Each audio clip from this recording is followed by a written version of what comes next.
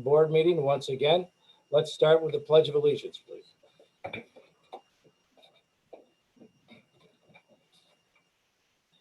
I pledge allegiance to the flag of the United States of America, and to the republic for which it stands, one nation, under God, indivisible, with with liberty liberty and justice for all.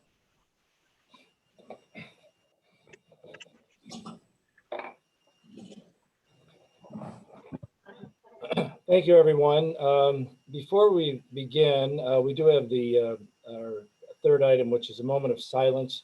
Yeah, it's sort of a sad one tonight. We've had three. We've lost family of the town of Manlius this past month. And the first one I want to recognize is Donna McIntosh, who passed away on February 24th. Donna, of course, is the wife of Henry McIntosh, past mayor of Fayetteville, but also he had been spent many years on our town zoning board. So just to recognize Donna, she passed away peacefully on February 24th, surrounded by family at her home in Fayetteville. She grew up in Long Island and attended the White Plains Hospital Nursing School, receiving her degree of registered nurse. She had an incredible passion and talent for gardening, pretty much anything, but mostly flowers. She also served on the committee of deaf of OCM BOCES and chairperson of the bereavement committee at the IC Church, president of the Brookside Association, and president of the Tip Club in Syracuse. Our next individual, Mary Eposido, who passed away on February 27th, better known as Mitzi, who, we've known her here in the town of Manlius. She spent 40 years in the town of Manlius with a combination of the assessor's office for 25 years, and she retired from there. Couldn't stay away long enough, so she came back and worked in the receiver of taxes from 2005 until she retired again part-time last year, 2020. She is predeceased by her husband, Joseph, of 63 years they were married, and their daughter, Catherine Marie. She is survived by her children, Karen, Carolyn, Lena, Joseph, and 9 grandchildren. So that is Mitzi, who I know we all got to know and of course love her as well. Lastly, another town of Manlius family member, Bill Pfeiffer, who is the brother of our town manager, Ann Oot. He passed away following a long illness on February 10th, and he's survived by his wife of 30 years, Linda Pfeiffer, his son Patrick, 3 siblings, John, Michael, and of course, Ann. A businessman, Bill was president of the Valley Energy Services, LLC. Prior to that, he served as a chief operating officer for Griffin Energy, Inc., and this was out of Rochester. So again, I would just ask that we have a moment of silence, please.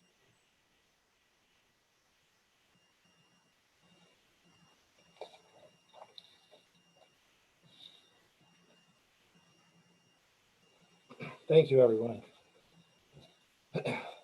So next, what I'd like to do before we open the open podium, let's start with our introductions. Of course, I'm Ed Theobald, Town Supervisor. Sarah Bollinger, Town Councilor. John Deere, Town Councilor. Elaine Denton, Town Councilor. Karen Greene, Deputy Supervisor. Caitlin Creasel, Town Councilor. Heather Waters, Town Councilor. And our other town officials tonight, we have Randy Capriati, Director of Code Enforcement. Chief Mike Kroll, Chief. Highway Superintendent Rod Cushing could not make it this evening. And Town Attorney Tim Ferteski. Town Engineer Doug Miller. Town Manager Ann Oot. And Town Clerk Allison Weber. So welcome everyone to this evening's meeting. Allison, do we have anyone that is signed up or interested in the open podium at this time? No, I did not have anyone pre-register for open podium. If you are here for open podium and you would like to speak, at the bottom of your screen, if you just mouse over the Q&A function and write that in and let us know. Mr. Supervisor, did you want me to go over just the brief announcement about the public hearing while we wait to see? Yeah, why not, Elson? Because it's a little Okay. this evening. Thank you.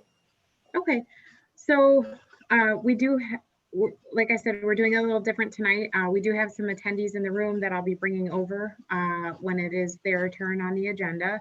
And then for the public hearing tonight, if anybody would like to speak on any of the public hearing matters, go down into the Q&A function that I just spoke about. You could do it right now. Just put your name and which public hearing you'd like to speak about, and then I will use the allow to talk function when we open the public hearing. If you did not want to speak at the public hearing, but you did want to make a statement, you could use the Q&A function right now just to put your name and then also what public hearing it is and your statement at that time. And let me see, I do have two in the Q&A. Oh yeah, we're jumping the gun on It the- looks like they're both about the public hearings. Okay. Oh, hold on one second. Yeah. Chickens, yep. So mostly about the chicken public hearing today. So I do not see anyone for open podium. Which of course that is item, where are we here? 7, right? We're going to move right into that after the abstract number 5. So as of right now, no one for the open podium that I can see. And Nope. Okay, so all right. So those that did the Q&A, they can hold on and for a little while longer, and then we'll get into the public hearing. So with that, I would ask for item 5, which would be the approval of the minutes of February 24th. Mr. Supervisor, I'd like to make a motion to approve the minutes of the February 24th board meeting. I'll second. All in favor? Aye. Any discussion on the minutes? Very good. Opposed? Carried. Excellent. Thank you, Karen and Heather. All right. And next we have the approval of abstract number item 6. So, Mr. Supervisor, I'd like to make a motion to approve abstract number 5, which is item 6, but abstract 5 in the amount of $352,405.74. Second. You're right with him.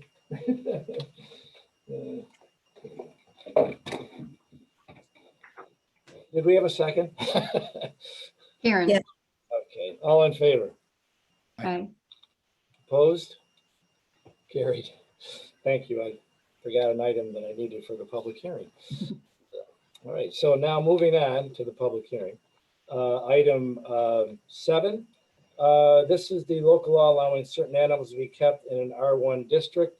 You all have had the documents, they've been posted. Tim, is this something you'd like to do the introduction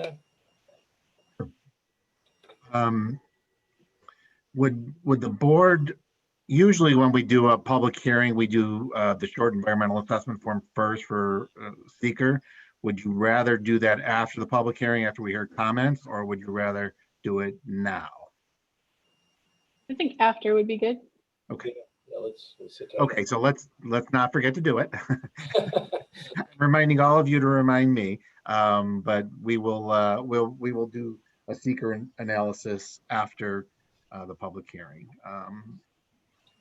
So the issue that we're looking at tonight is whether or not the town will allow small animals that have in the past been prohibited from the R1 zoning district to be allowed in the R1 zoning district. Specifically, we mentioned rabbits, chickens, pygmy goats, and I think that's it, that would be allowed in the R1 district. That's what the way it would be regulated is based on the size of the enclosure or the pen or the coop, whatever name we want to use, that would house them outdoors.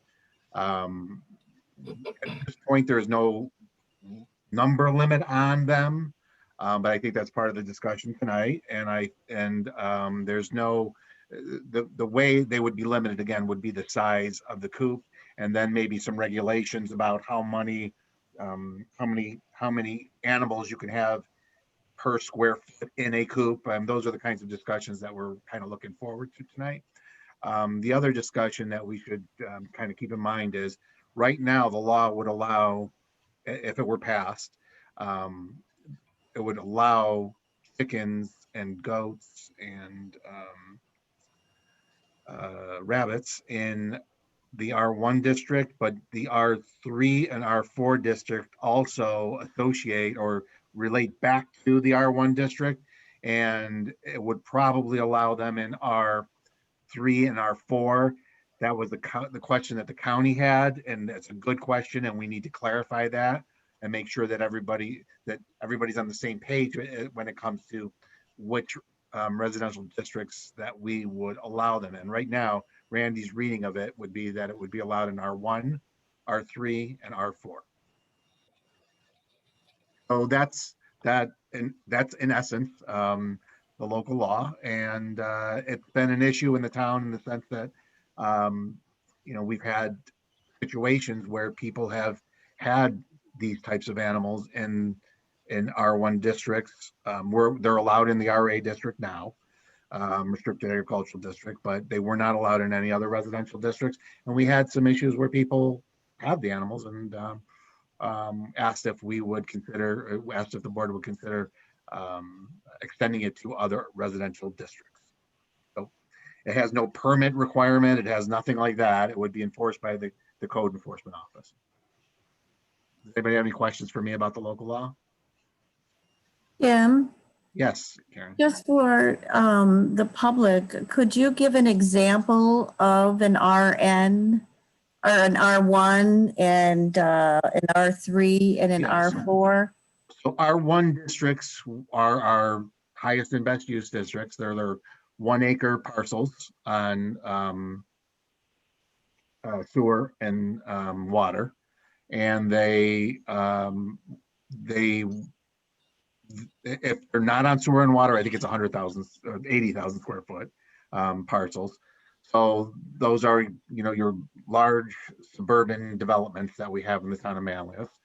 The R3 and R4 district are 16,000 square foot lots. So they're smaller, obviously. They have, I can't remember off the top of my head what the setback requirements are, but really it's the size of the lot. That's what's important. And what it doesn't include are our 2 districts, which are the smallest lots in the town of Manlius, which would be 9,500 square foot, which would be like the homeless section in the town. That's the only example I can think of. I can't think of examples of R3 neighborhoods. Randy, can you jump in, or Doug? No, there's, if any, there are very few. There's very few R3 districts in the town. And I think the same is true for our 4 districts. Yep. I'm looking at the map now and none of them jump out at me. So Tim, just to confirm real quick, the RA is currently the only one, agriculture is, that's animals and that kind of thing already accepted there, right? RA is restricted agricultural, so that's where our farms are. Right. Okay. Now, there are many properties that have residences on them without farms in the RA district, but that's the biggest zoning district we have in the town. Okay. Very good.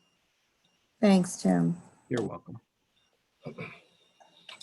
If, unless there's any other questions, I would just ask to motion to waive the reading of the public notice.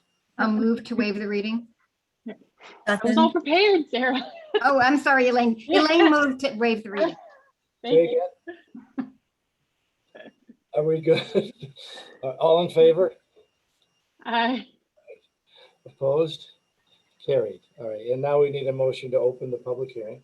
I'd like to make a motion to open the public hearing to consider enacting certain animals in residential zoning. Can I second it? Okay, Caitlin will second. You guys gotta be faster. One of them, We're John. all waiting for each other, and then we all said it at the same time. I'll second that. I think I won. It was a tie, but now it's okay. So Caitlin seconded it. All in favor? Aye. Opposed? Carried. All right, in the public comment period, as Allison mentioned, I know we have some Q&As. And we also, you said, Allison, we give them an opportunity. You will invite them in if they want to speak, correct? Yes. All right, so like if we were all in the room together, and if my timer works, I usually set the timer to, like 4, we always say 3 to 5 minutes, so I set it at 4. And we'll try to stick with that time frame, and I just asked to address the board. We don't necessarily have to have the answer right now. We can wait and come out of the public hearing for the board to respond. That way we can answer a lot of the questions when we come out and discuss it. And we may even keep the public hearing open as we have in the past, because this one seems to have a lot of moving parts as well, and that we probably need to discuss further. So with that, unless you want to, how do you want to handle that, Allison? You want to read the? Sure. I do have some comments to read in. I do have some comments to read into the record. So let's see. Jeffrey Monroe, 8636 number 2 Road East, fully supports the proposed change to the zoning to allow backyard chickens, and discussed reasons why he was in favor of that. And I apologize if I mispronounce any of your names here. Louise Velez, 4614 Widgeon Path in Manlius, supports the amendment of the residential zoning restriction to allow chickens to be included in permitted animals. Discussed having wild ducks and geese in the area and the benefits of having chickens in the backyard. Some of the benefits that have been discussed are fresh eggs. They eat ticks to prevent Lyme disease. We have a letter from Girl Scout Troop 60049. They have been discussing the presence of farm animals in the town of Manlius. They believe their residents should be able to keep chickens, goats, and ducks in residential neighborhoods, but not geese or pigs. Geese are too aggressive and pigs are too smelly. They said that animals have to be kept in closure. They propose for a goat that you need 30 to 50 square feet of space. For chickens and ducks, you need 20. Each animal should have a shelter and should not be outside when it is below 30 degrees. Waste piles should not grow between 2 and 3 feet. They said that horses must be kept on properties larger than 1 acre, and cows cannot be in residential areas and should be on 2 parcels. And then we have a letter from Brenda Velez, and I'm sorry, Brenda, we spoke several times on the phone, Bodville Velez, and she wrote a pretty lengthy letter supporting the proposal for chickens that I had forwarded on to everybody, and she is also going to speak tonight, so I won't read the entire letter. Elaine Monroe from number 2 Road supports the proposal for the chicken law and discuss the reasons why. And then Ilana Luganskaya from Widgeon Path, she gives her support in amending the zoning law to allow backyard chickens in residential areas and discuss the many benefits of having chickens. Eggs from backyards are better. They recycle food waste, prevention of Lyme disease. And I think that that is it for our comments into the record. So now I'm going to go to our list. First, we're going to start with Brenda. So I'm going to allow Brenda to talk. Okay. Now, Can you hear me? Okay, Brenda. Yep, go ahead. Oh, great. Hi, I'm Brenda Botville. I live in Mallard's Landing in Manlius, and as Allison said, I submitted a letter to the board in support of amending the animal zoning restrictions. And I just very much want my voice to be heard. I won't take up too much of your time, so I'll be brief. I'm kind of, I guess, reiterating a lot of what other people have already said. But the top 3 reasons why I feel allowing backyard chickens are important. Number 1, ticks. Chickens love to eat ticks. They'll help keep tick populations low, which in turn helps to lower the prevalence of Lyme disease. Farm fresh eggs. Eggs from backyard hens are much better quality than factory farmed eggs in freshness, taste, and nutrition. And also, they're just really gentle pets, and they're relatively easy to care for. They don't require much space when compared to other livestock. And that's it. I just feel really strongly about it, and I really hope this passes. And thank you for your time and listening to me. That's it. Thank you, Brenda. Thank you so much, Brenda, for coming. You're welcome. Thank you. All right. So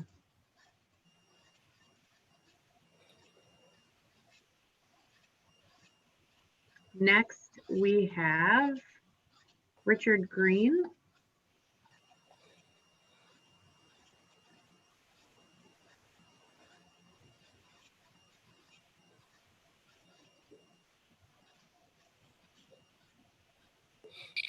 Can you hear me? Yes, Richard. Okay. Although I thought I submitted a letter to you earlier this week, I'll just go over it.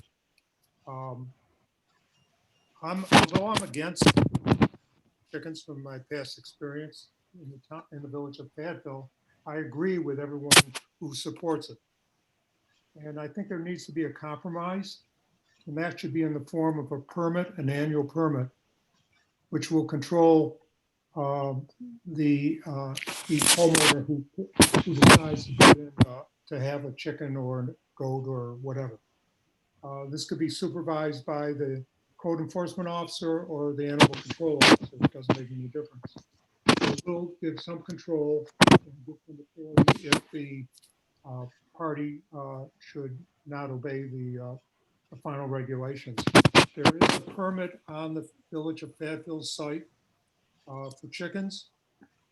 You might want to have someone look at that and use that as a template.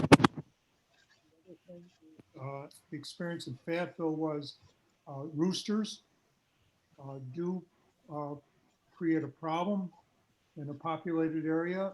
They seem to like to get up at 5 o'clock in the morning.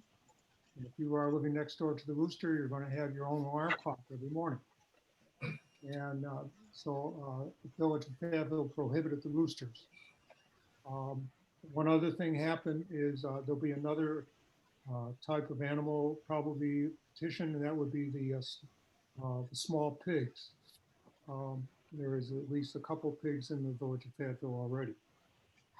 So this opens up a door. I disagree with it, but I have to support the people that believe in the environment and the eggs and the ticks that chickens can do, but there has to be a control in the form of a permit. Thank you. Richard. Okay. I think that's it for our speakers right now. I just want to add that Luis Velez had gone into the Q&A and put his support in there as well. And we did have a question. It is an anonymous attendee, but they're questions. So I'm just going to read them aloud if anyone wants to answer. I know you like to know who's speaking, but did he say R2 is like the Homewood area? That came in about 6:47. So I think that was a question about something you were discussing.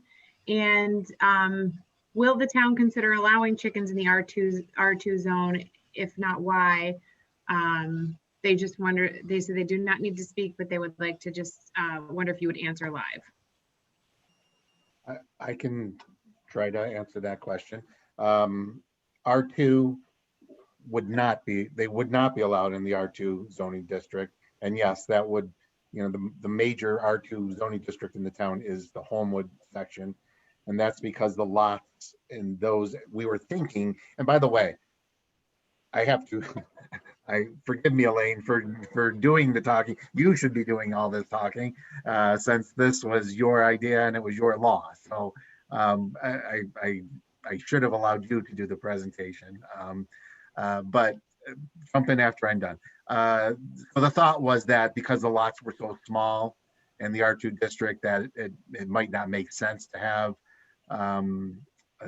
these types of livestock in those areas, especially as it relates to the coops or the pens or whatever we're using to house the animals. So, but Elaine, please. Yeah, so with this change, this came about because we have, R1 has a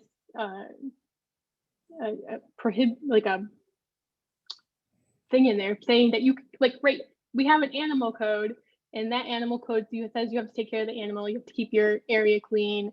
Maybe I should just read what I wrote because jumping around. But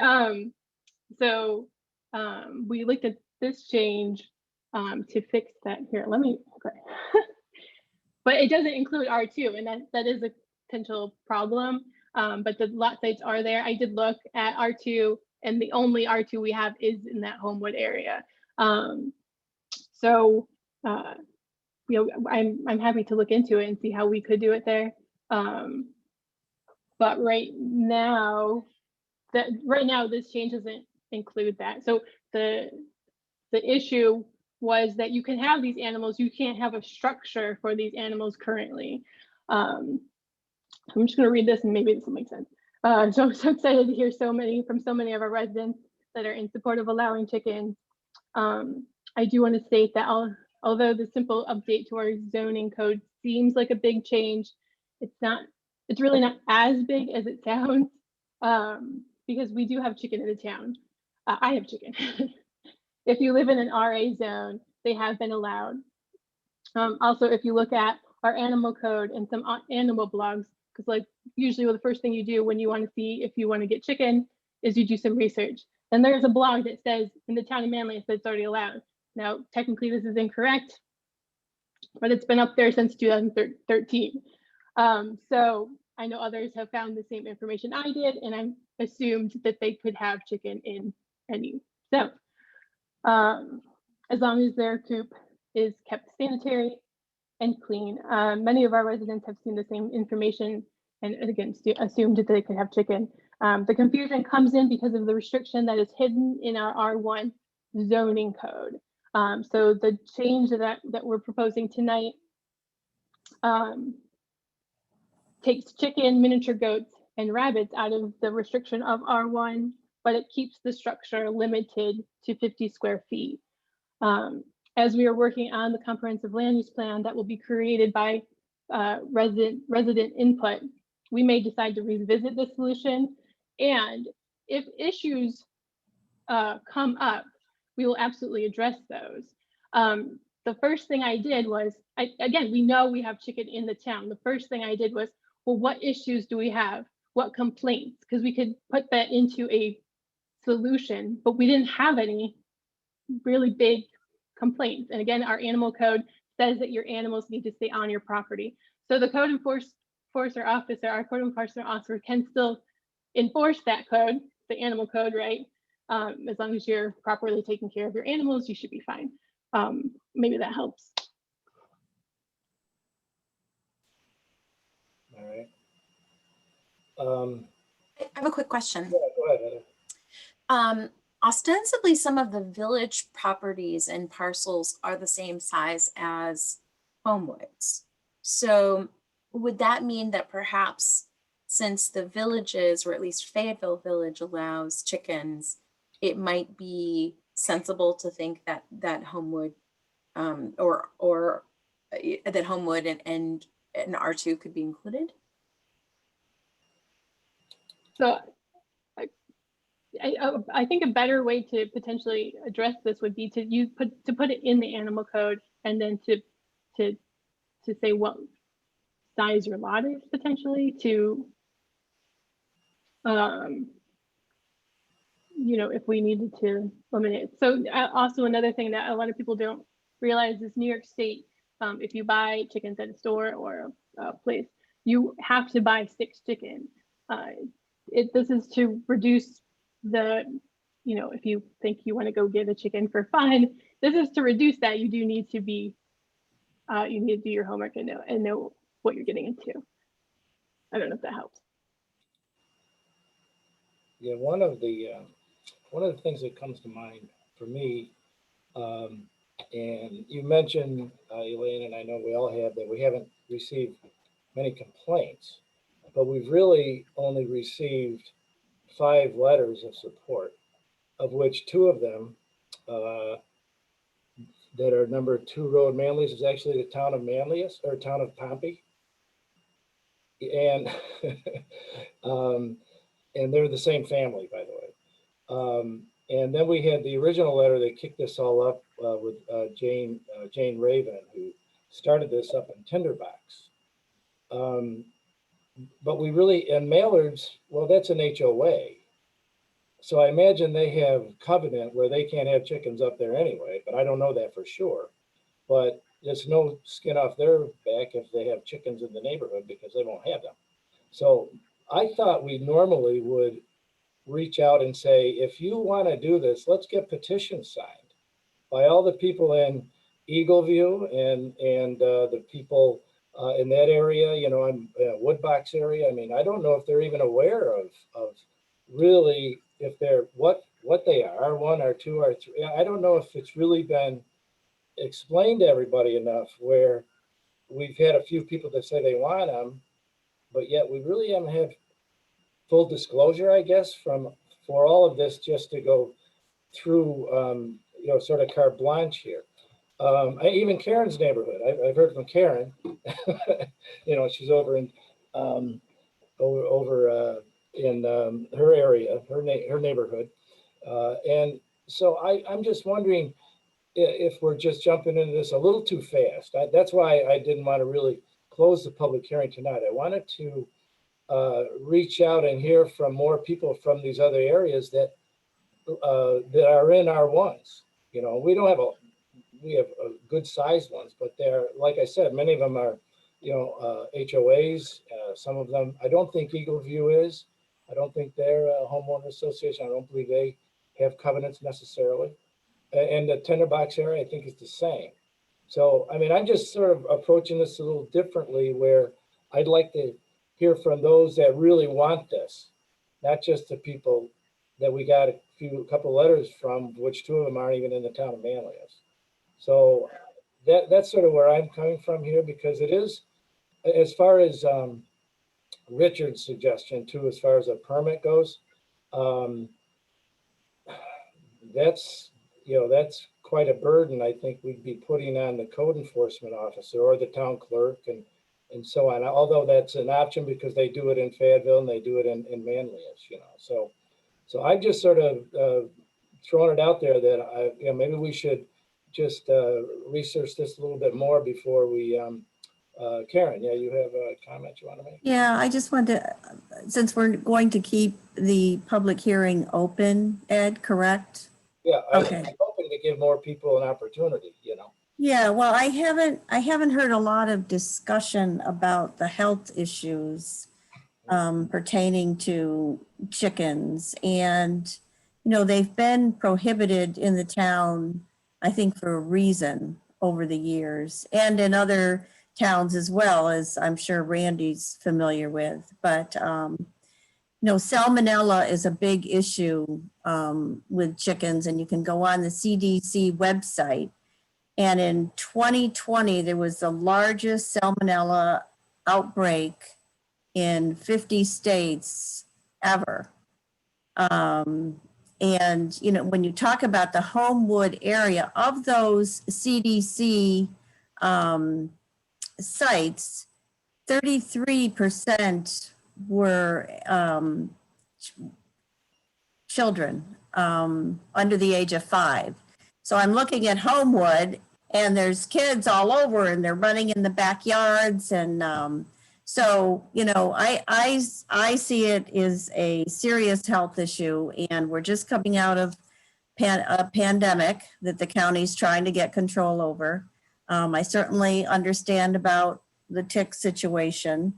But the other thing is too, unless you're Martha Stewart, I haven't seen a lot of very attractive chicken coops.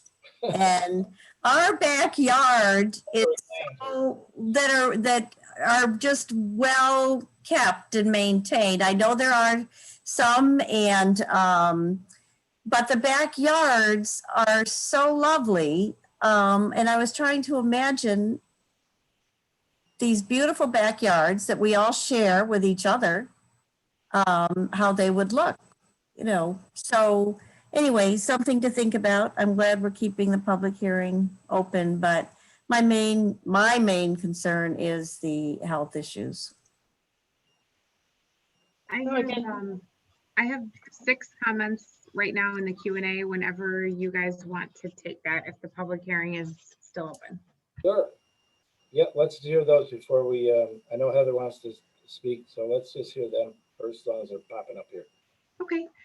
Scott Hale, in reference, I believe, to the R2 discussion, said that would be great if you look into the R2 areas. There are some different size lots in the Homewood, Palmer areas. Richard Greene said that please note that although the Village of Fayetteville allows chickens, but it requires a permit by the individual homeowner, and that he did submit a letter via the town website. Jane Raven said that she supports the proposed law. It has been widely publicized and been part of the agenda for months. She purchased her, for that reason, I think in reference to the style of the coops, she purchased her coop and did not construct her own. And Brenda has requested to speak again and said that when the chickens are properly housed and cared for, they do not stink. So she would like to speak again. Sure. Okay. Yeah, she can come back around because we don't have anyone else that wants to speak. So. Okay. I will unmute. Thank you. Can you hear me okay? Yes. Okay. So what I want to say is most of the concerns people have about backyard chickens can easily be addressed, especially if there's a permit system that's introduced, like allowing people to apply for license, and then they get like a one-time inspection to ensure their setup is adequate. And really, when they're properly housed and cared for, chicken coops don't stink, and they're much quieter than barking dogs. As long as, if there are roosters, there's no crow collars. I mean, you can, I don't know if you guys are aware of it. It's a Velcro collar. It's worn like a necklace around the rooster's throat. It's not, it doesn't harm the bird. It softens the crow to like a hoarse whisper. And I know people believe, and pests can be drawn to their food if it's not stored properly. So I think seriously, with a little education, all these concerns can be addressed. So I just, yeah, I think we need to be more educated. I don't think it's as bad as people think. I think the benefits outweigh. And seriously, if they have an inspection, you can take a look. If it's not appropriate, then give the homeowner some warning and they can make adjustments so that it makes everybody happy. So that's what I wanted to say. I have to add that. That's it. Thank you, Brenda. Okay. Thank you. Jane Raven added that instead of a permit, how about if each animal must be registered? And I think that's it, because I can't clear out one of the comments. And these are things we will need to look into, I think, as far as that end of it for the register on our code side and so on. If I could just, a couple things. I did look into, like, again, with our code enforcement. Right now, if you build a shed, correct me if I'm wrong, Randy, if it's under 100 square feet, it does not need a building permit. And so this would still be in that, right, it's under 50 square feet. So again, it just didn't seem to make sense to add that fee to homeowners.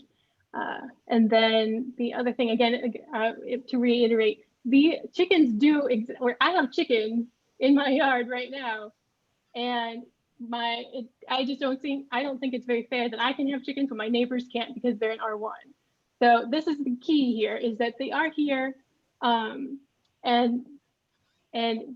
this is not permanent. We can try this, and again, if there is issues, we are absolutely ready to address those. I'm happy to keep it open to the next meeting to look into any other additional research. I'm happy to do that. And then I can also look into R2 if we could, how we could address that as well. And again, we are hearing from one neighborhood, but we just heard from another neighborhood that is excluded from this who does want chicken. So this, our residents do want the ability to have chicken. And I know that the goat thing is a little bit more unique, maybe. but I'm happy to look into a little bit more. We can keep it open to the next meeting. I'm happy to hear from more residents. And then Tim, if we did decide to make some changes, how do we do that? Well, we would have to make the changes while the public hearing is open. Okay. And that way people will know what we've done and be able to comment on it. If we made significant changes to the local law, then we would probably have to republish it. But I think based on my notes, the things the concerns or the issues that have come up that we might be able to tackle right now, some of them. Okay. Is, you know, first of all, everybody is, I don't hear any objections to I shouldn't say I don't hear any objections. Of the way the law is written right now, it's R1, R3, and R4. And it seems like the consensus is that that is okay, with the potential of maybe R2. Is that does that accurately characterize those who? Seems to be the discussion, yeah. Yeah. It's a better discussion, but yeah.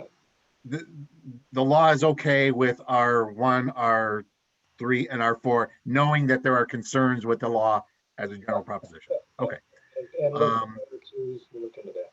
The other issue that came up was roosters and whether we should consider not having or disallowing roosters. Does anybody have any firm thoughts on that tonight? So my only thought, and I just want to share this, is when you buy your chickens, right? They try real hard to make sure you get all hens. But sometimes roosters do sneak in there. They're apparently really hard to tell their sex, depending on how old. If you get older chickens, it's much easier. But if you get chicks, it's a little bit harder to tell their sex. So potentially someone could go buy some chickens, assuming that they're all hens, and then accidentally get a rooster. So like I would like to be aware of that kind of situation. What happens then? What do they do?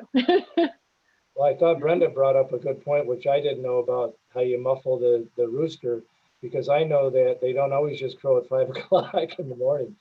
They do. I'm a little biased. I love their sound, but at the same time, I totally understand. We had one over in an R1, which had one section of RA. They had a rooster there over on the Fay Lane area, and it was crazy. So it's been gone now, but so I know they don't just crow in the morning. a lot of there are different. To get chickens is one thing. To have a rooster is a whole nother thing. A lot of chicken owners don't want to do that, take that responsibility on. But it does happen. Heather, did you want to add something? I know you were. Oh, you're still muted.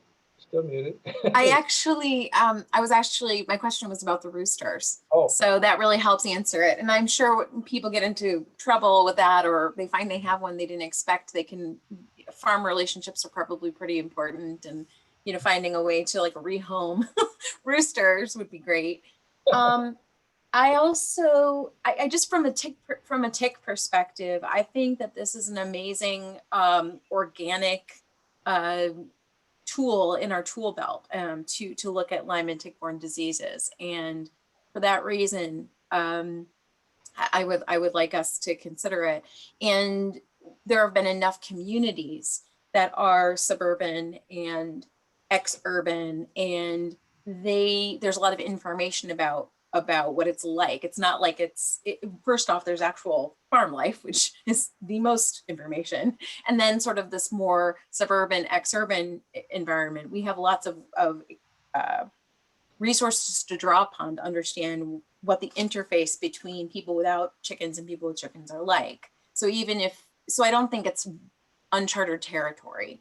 And I also, Elaine is leading this, which leads me to understand and feel really confident that she has tried to think of every single permutation of what people might be thinking of. And not to say that she's covered every single one, but I know that she's been really thoughtful about how to approach this in a way that is the most equitable, but also the least impact. So I really like the idea that we're talking about just making legal what actually exists in our community rather than promoting chickens for all.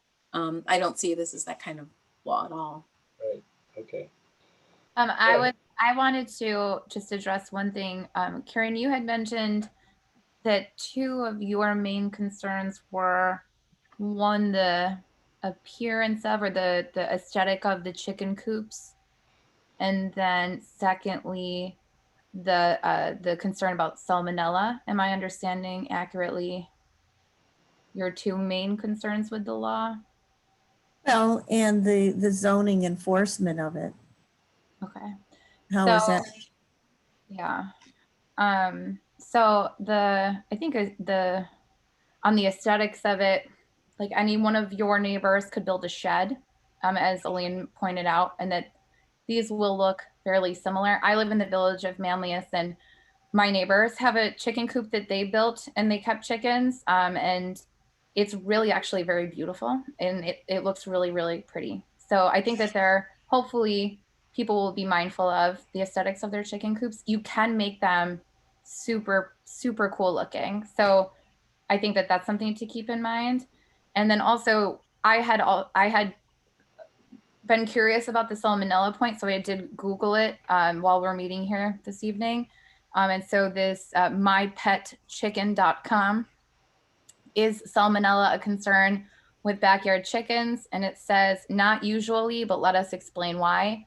Humans do not catch salmonella from chicks or chickens the way you would catch a cold from your neighbor.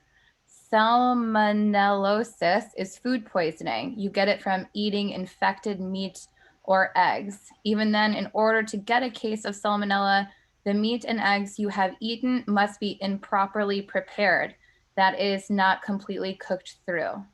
So it continues on, and I'd be happy to share this resource, but it seems like children running through a backyard that had chickens would not have any risk of catching salmonella. It would be probably similar to undercooked chicken at a restaurant or preparing it in your home. So if you cook, that's why you got to cook chicken all the way through. So I think that concern of yours, while warranted, I don't think would actually play out. I think that if we, as Elaine has done so well with her thorough research, if we inform the community on how to keep their chicken coops clean, and on the proper care of the chickens and of the eggs, that situation could be avoided.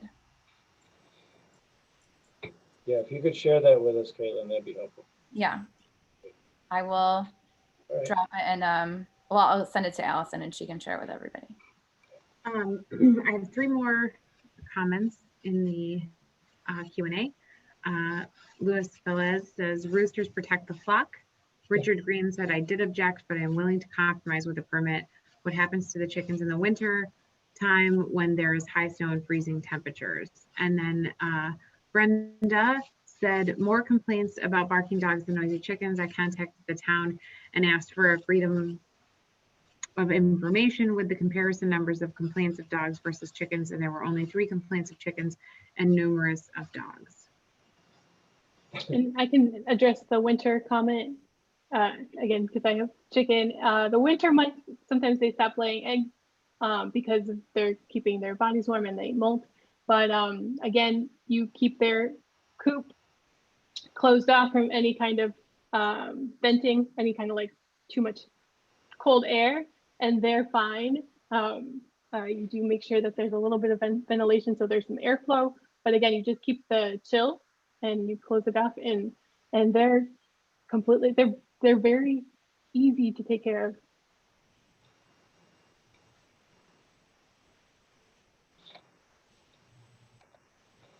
Okay, so should we, oh, go ahead.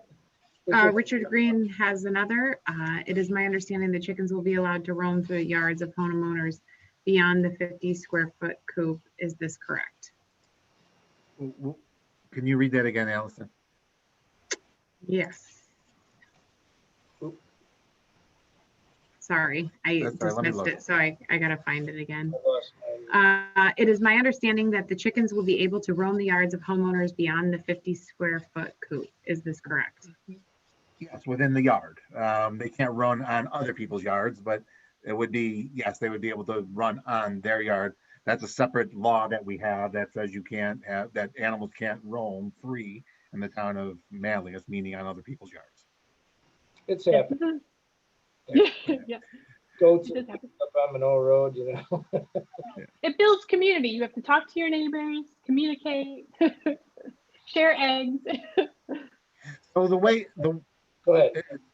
the way I just want to go kind of through my checklist to make sure we're okay with, so the way the law reads today, we can have roosters. There is no permit process.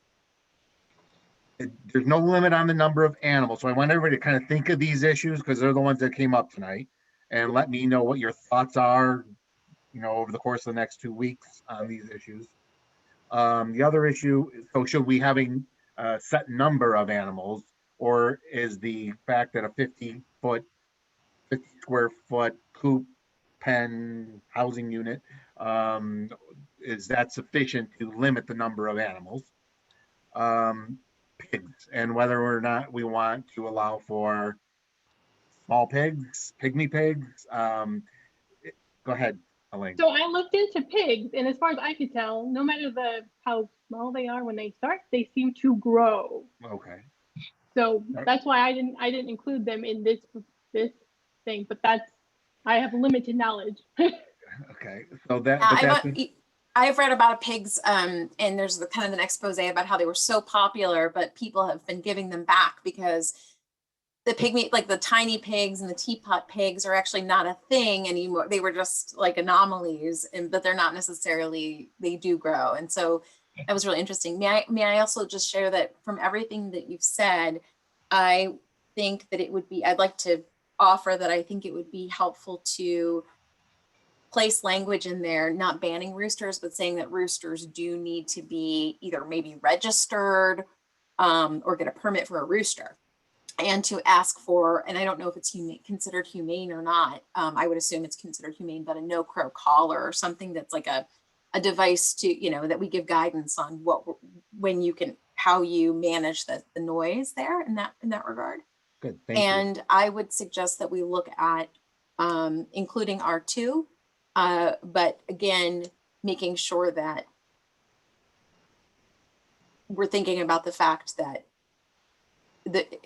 we're sort of managing the same way we would if we were the village, on like comparing how the village law overlays, I guess. So the village of Fayetteville, as far as I understand, they you can get a permit for 6 chicken, or you can get a permit for 12 chicken. But I can look into a little bit more. I've looked at their permit, and I'm happy to look at it again. Yeah, share that with us would be helpful too. And one thing I think that's important too is what the town board's responsibilities are is not to pass the perfect law that has checked every single tiny little box. We can do to the best of our ability to check every box that we can, and then we can hone this in 6 months. We can revisit this. We can expand to R2 if R1 was successful. We could say a different requirement about roosters if it's not working out. There's a lot we won't know, that we can remain open-minded. To all of the people who have come here tonight and who have participated in the public hearing, thank you so much. We love when people come to the meetings and participate in our public hearings. The feedback is so helpful because it really is our responsibility to represent the people in the community. That's what we're here to do. So when we're hearing that feedback, it makes it so much easier for us to know where people are coming from. So I think we can work to address most of these concerns. Some of them will remain unknown for some time, but then we can put it on the agenda to discuss this in November to see how the summer went in the fall and hone it from there. There will be changes we'll need to make. This won't be the perfect code. So I don't want us to get hung up on such minute details that we end up just spinning our wheels, because we've been at this public hearing for a while. I think we could probably fine tune this in 6 months without spending another however much time or however many more board meetings debating and splitting hairs over things. Well, going forward then, Caitlin, I think we need a motion to, extend this to the next meeting, Tim? Yeah, that's fine. Continue the public hearing to I'll let Elaine go ahead with that. Okay, Elaine. Okay, so I'll make a motion to continue this public hearing on March 24th. You need a time. Yeah, 6:45. 6:45. 6:45, okay. Do we have anything else on that night, Allison? Yeah. We have a busy night on the 24th, don't we? Yes, but we already understood that this was likely going to be held open. The 24th is when the quarry zone change will be heard. But we don't have a public hearing that night. No, but we do have a decent amount of stuff going I think we could wrap this up fairly quickly. And So 6:45 would be the time. I'll second that motion. Okay, yes, all in favor? I forgot the motion was made. Aye. Okay, opposed, carried, very good. Thank you, Elaine, for all of your due diligence and research on this issue. You're so considerate and thorough, and I really appreciate your approach to your role as a town councilor. Thank you. Yes, thank you, everyone. That was a lot, 45 minutes, I guess. So we'll move on to one more public hearing that we're going to open tonight, which again, this a little more elaborate than chickens, of course, because this is all about the police reform and reinvention collaboration. So before we get started, Chief and Elaine, I imagine that you, Chief, you can get an overview of the county's plan, I think, and I know Elaine has done such with the Public Safety Advisory Committee. So maybe we can do, between the two of you, can do a little tag team here of the introductory of it before we open up the public hearing. How would that go? Well, only one thing I want to comment on. We don't even need to do the public hearing. This is like an optional thing that we wanted to do to make sure we got feedback on. And, we're hoping to like focus on Manlius's plan. And, I know we have, I believe, later in the evening some time to talk about the county plan. So if we could just focus for the public hearing on the town plan, I think that would be probably the most productive way to go about it. Why wouldn't we include both? I mean, they're very different. You've got to approve them by April 1st anyway. We only have to approve our plan by the next meeting. The county plan is extra. It's for if we hadn't done the plan ourselves. And so we will be satisfying all the needs of the executive order with our plan. And then we'll be able to kind of parse apart the county plan and better understand it too. We can talk, we can talk about both at the same time, but yeah. And then I gave an overview at the last meeting. I wasn't prepared to do it again. No, that's true. You did, Elaine. Thank you. I was just, well, my concern was that, well, I guess, yeah, number 9 is really okay, so 8 is the advisory committee and 9 is the Onondaga County. And I believe there are some people here who would like to say something. Oh, yeah, no, I'm sure they will. So we should start with the town advisory committee is what you're suggesting, John? Which it does have it here as number 8. So Elaine, I don't know, you probably don't need to go through that again, I don't think, unless you want to. Okay, thank you. So Elaine, do you want to waive the reading? Yeah. I do. I'm waiting. I'll need a second. Did you second, Sarah? Oh, Jan did, okay. All in favor? Hi. Opposed? Carried. Now, Mr. Supervisor, I'd like to make a motion to open the public hearing. On the Oh, sorry, on the The resolution to adopt the Town of Manlius Public Safety Advisory Committee draft plan and summary for Executive Order 203. I'll second. Second, all in favor? Opposed? Carried. All right, so I know we have, some individuals here from the committee, but we can do the same thing that you did, Allison, with the last one. If there are people that want to talk, and I know there are some people that do, we'll just follow the same public hearing rules of the 4 minutes, and let you know if they want to speak or if they just want to do a Q&A. And just, of course, they have to introduce themselves if they, I know we have some people here.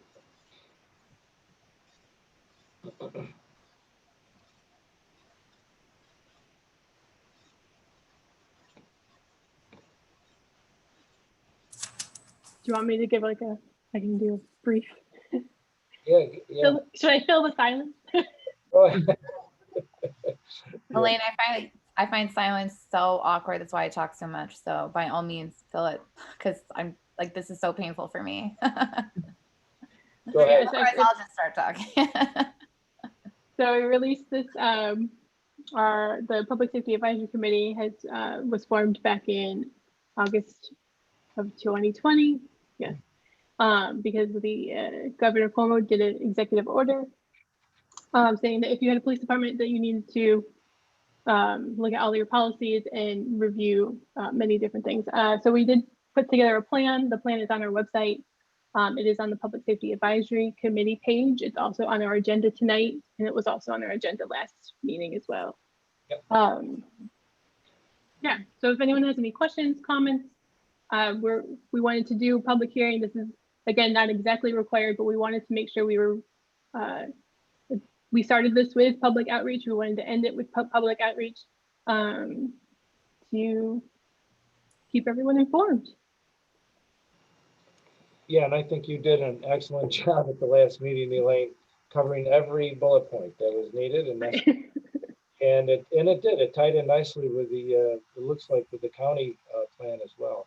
So I'll tell you, if we don't have any one jumping in, you can always close the public hearing if you want to call it that. Yeah.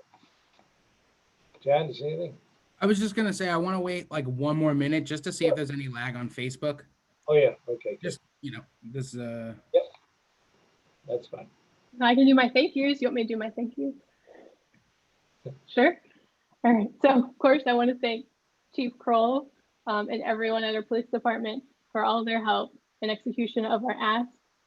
Many of the questions we asked were answered with the fact that the Town of Manlius Police Department already does the very thing we asked about. This is why our plan focuses on communication to spread awareness of all the processes in place and raising awareness that our department is continually reviewed on an annual basis by CALIA accreditation. I also want to take a moment to express my gratitude to everyone on the Public Safety Advisory Committee for volunteering their time. As our plan states, our community is especially proud of our police department and wants to learn more about how they support our neighbors and community every day. Also, special thank you to Dave Tyler from the Eagle Bulletin for following along with the committee and keeping our community up to date as we created the draft plan. It was especially important. As this executive order came during a pandemic, we couldn't participate in any in-person events due to keep our community's members and our officers safe. Fortunately, I did participate in the Citizen Police Academy in 2019, which I am so glad I did, as I learned so much about our police department and met so many of our dedicated officers. I also knew I couldn't facilitate the Public Safety Advisory Committee without experiencing what our officers do each and every day. So I did mask up and did a ride along last August before we had our first meeting, which was so important. The work of building trust and respect between our community members and our police department is a never-ending process. Our police officers are happy to share what they do and hold many community events and programs. And with some of the suggestions in our plan, I think we'll be able to share this and their work more widely. So I think with that, oh, here we go. Yeah, we do have an anonymous question. Well, I'll go ahead and read it. Will the police officers receive extra training on working with people of color, others with mental illness? And I think one of the first things everyone on the Public Safety Advisory Committee learned was the extensive training, thanks to the CALIA accreditation that we already have in place. It is miles ahead of what is required. I'm pretty sure in February, they just completed a bias training, which, you know, clearly it was part of the conversation early on. And when we really learned how much the police department is already trained on, that's where we really started to pivot to this, you know, we need our residents to have an understanding. And so, you know, to help build trust, to say, you know, this isn't, you know, a police department that gets by in the bare minimum. When they show up, you should understand that these are officers with hours and hours and hours of training.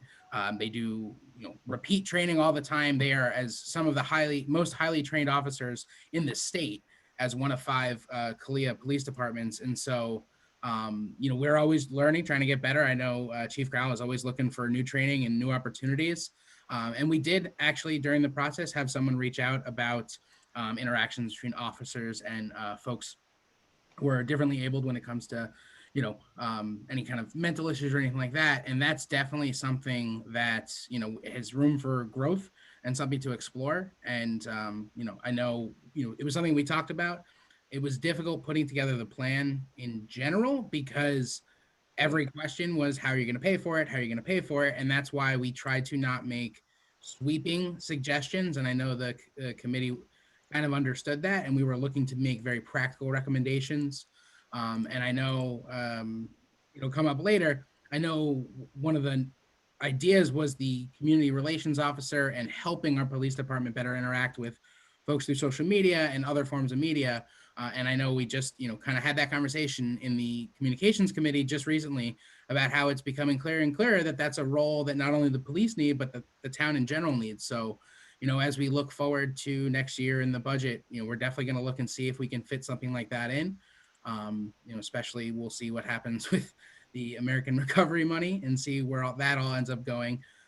But thank you for the question. And I think it just, that question is exactly why we have the plan we have, because that was a question we got. And now we know it's our job to inform the citizens that they can feel protected by our officers. Well stated, John. And anything on that you've seen from Facebook, John, at all, or not yet? No? All right. So, Go ahead, Elaine. yes. Okay, so Mr. Supervisor, I'd like to make a motion to close the public hearing. Second. All in favor? Aye. Opposed? Carried. All right. Tim, what should we move on with? We need an unlisted action on this as well. And we could do a voice resolution, but I prefer to draft something for the next meeting. Okay. So that we can, is that okay, Elaine? Yep, that's okay. I was hoping to check some stuff off, but okay. Push it to next meeting. Well, we can adopt the plan tonight if you'd like to. I mean, Yeah. It's fine with me. I just sometimes. Yeah, I'm gonna go with your advice, so. No, it'll be a simple resolution. And it would be a simple written resolution. But we could adopt the plan tonight as written, right? So does the chief, do you want to give any updates on the county plan or any thoughts on there? I don't know what you want to say. Yeah, I can do that. So what you could vote on tonight would be the plan associated exclusively with, you know, just the town of Manlius. Yeah. A second resolution would need to take place, and I'm hoping it's going to take place at the next board meeting on the 24th on adopting the county-wide plan. Right. So our plan was very specific to the town of Manlius. The countywide plan covers all 14 points in Executive Order 203. So I think in order for our municipality, the town of Manlius, to be covered in every single one of those aspects, we really should adopt both. That's entirely up to the board. So I don't think there's any harm at all in adopting, or not adopting, but approving the plan that's set forth by the Public Safety Advisory Committee tonight. And then I'm hoping that I already sent the county-wide plan to the group, and hopefully you've had an opportunity to look at that, and then we can open that up for discussion. And I don't think we have to open it up for public comment, because that's already built into that process. So that's my thought process. Should we do them two separately, or could we do one resolution to kind of wrap it up in a bow, or no? If you want to, I could do that for next meeting, unless you want to adopt the Manlius plan tonight. I think it makes sense to do it one. Okay. One. I think a coordinated effort makes total sense, Elaine, where it's all together at the same time. And I think that Yeah. provides guidance for the officers that it's a cohesive plan and not two separate things. So Yeah. I do want to say that I really appreciated the community input component of the county plan, with the way it was organized to actually be able to understand the community input. So I don't know who to convey that back to, Chief, but that was a useful tool to use to get that input collected. It should be noted that Chief Kroll sat on the advisory committee for the county. Right. The county legislature actually passed the plan on Tuesday, and Chief Kroll was given the deserved credit he should have gotten for being part of that plan, along with the district attorney and the sheriff and the minority leader of the legislature. And I'm forgetting one, Mike, who was the last one? Sheriff, there were 5 of you. Yeah, the chief from the city police department. Yes. Kenton Buckner. Yeah. Yeah. So they all did a great job to put that together. So thank you, Sarah. But our chief deserves credit, because he did a lot of work on that. Indeed, we appreciate that, Chief, very much. And Chief, we did get your report that you sent to us. And I'm still reading it. I mean, there's a lot in there, but it's all the things that were to be addressed and discussed. And I think this area here where we are, we seem to have a leg up, I think, on some of the other communities. And I see that even, on the accreditation council that I sit on, that there are certain areas that certain departments that really are a step ahead of others, and we're one of them. And our area here is cumulative, is together on doing the right things, and it's really good to see that. So we should wait, I guess, overall till next week to address both of these. Then is that what we're going to do? I'll draft a resolution that approves both plans and offset it for the governor's executive order. And so you're saying, Chief, that as far as public comment input, we've had that for the past 8 months, really, so. Yes. Yeah, which makes total sense. Excellent. All right, so we can move on, I believe, to item 10, if we're good to go. And what I'll do is I'm going to introduce the people here, and then I'm going to hand it over to Sarah to give an overview of what the discussion is going to be. So if I could let you introduce me first, and then let Allison bring everybody in while I'm talking, and then we can have them come, then you can introduce them. Does that work? Because it takes a while for her to get everybody here. Oh, I see. Yeah. All right. Well, I don't think they'll all be talking, but you never. Yeah, we could do that. Yeah, Sarah, why don't you do that?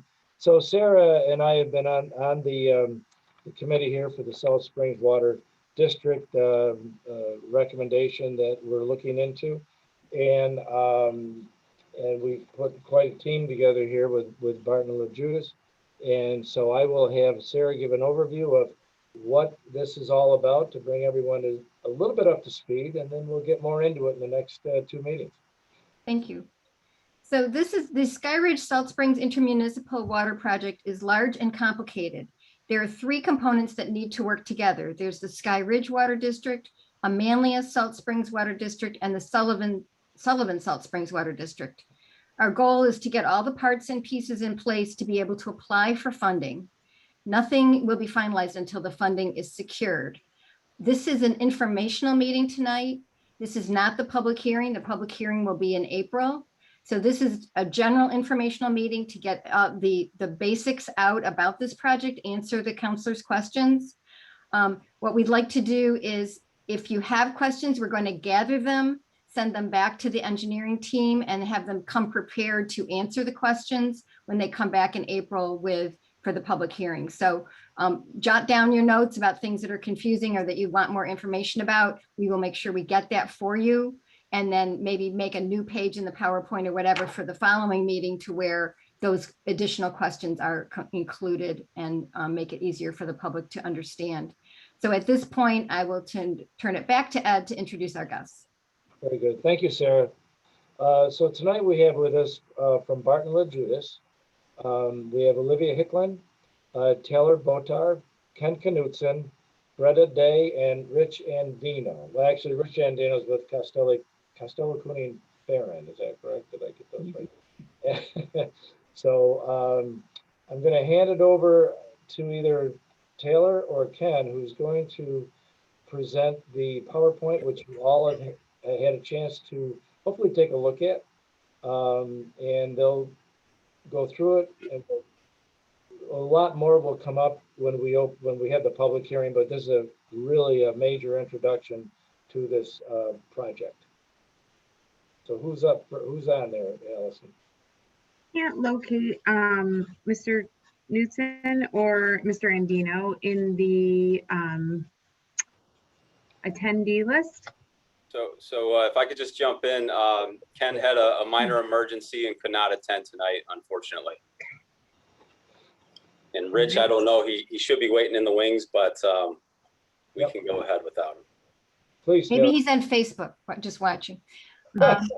So Allison, can you let Taylor share his screen? Yes, he should be able to do that.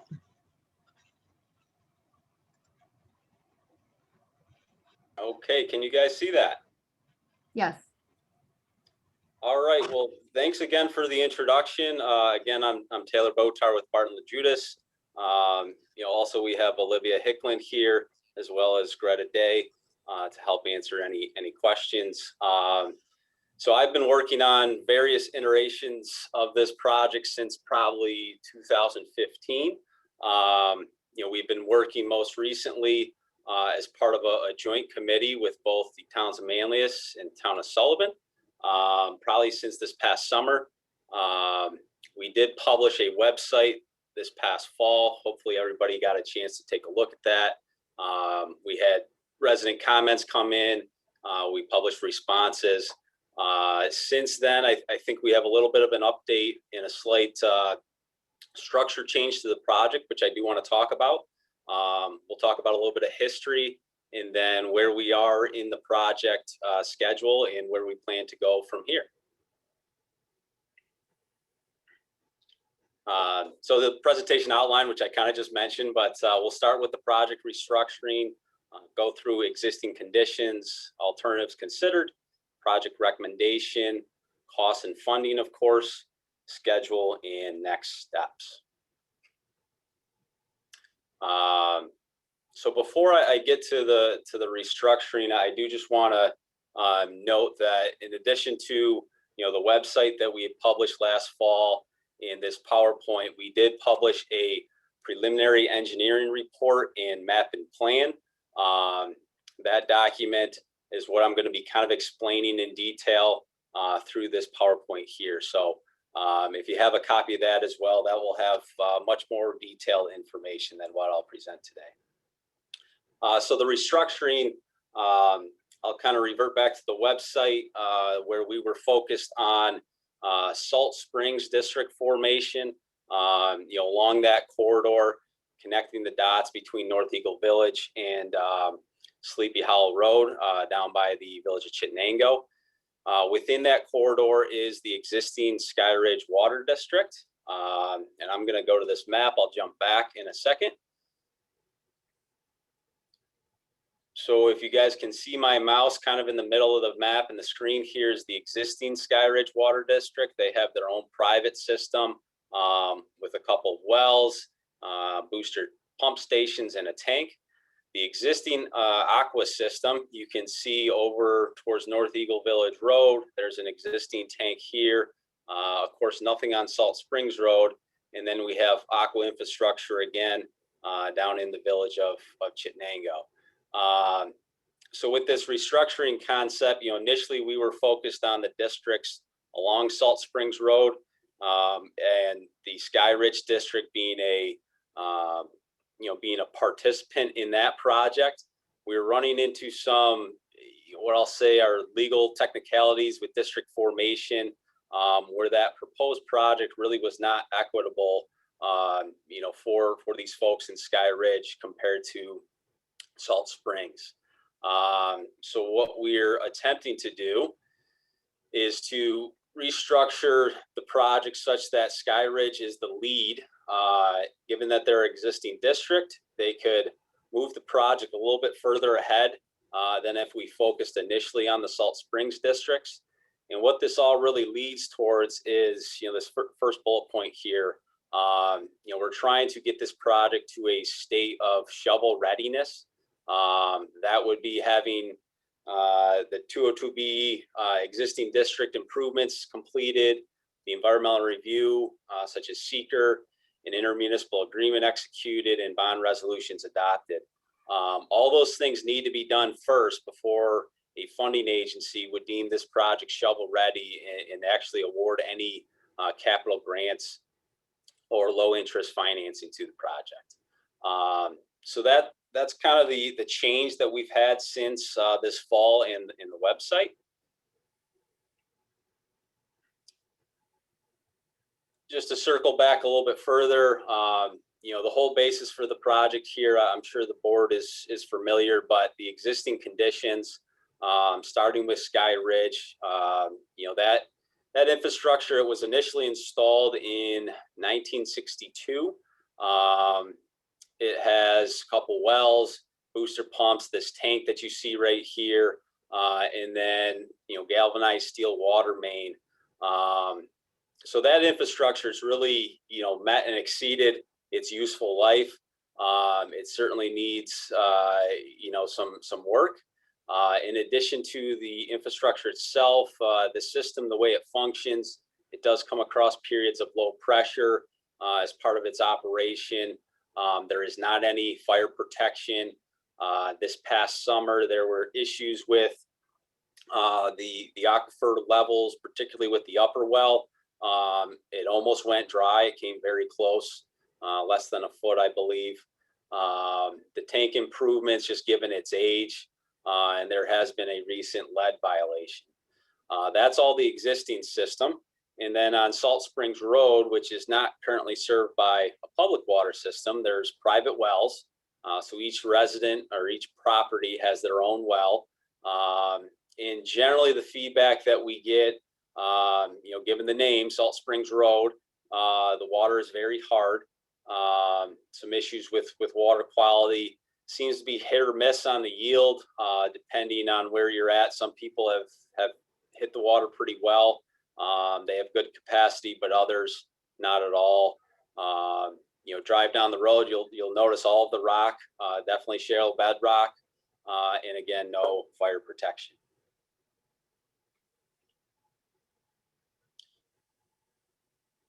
So the preliminary engineering report and map and plan document that we published, I think the map and plan was what we were initially scoped for. That's part of district formation and district improvements, but we expanded that document to turn it into a preliminary engineering report. And that would make us funding eligible. Those agencies require that engineering report as part of a complete grant application or funding application. So as part of an engineering report, of course, we have to look at different alternatives. So focusing on Skyridge as being the main driver here, our alternative one is simply to replace what's there more or less in kind. Those old galvanized water mains, those would all be replaced with ductile iron water main. We would replace the tank and the well houses, and probably look to actually drill a new well for that upper well that almost went dry this past summer. So that was our baseline alternative. And looking at that, we had a total estimated project cost of $2.8 million. Just to recap, replace the 50,000 gallon tank in kind, about 3,800 linear feet of new ductile iron water main, but still no hydrants, because a small system like that still would not be able to provide fire protection very easily. And then we provide new water services and reconnect them to the existing at the edge of the right-of-way boundary.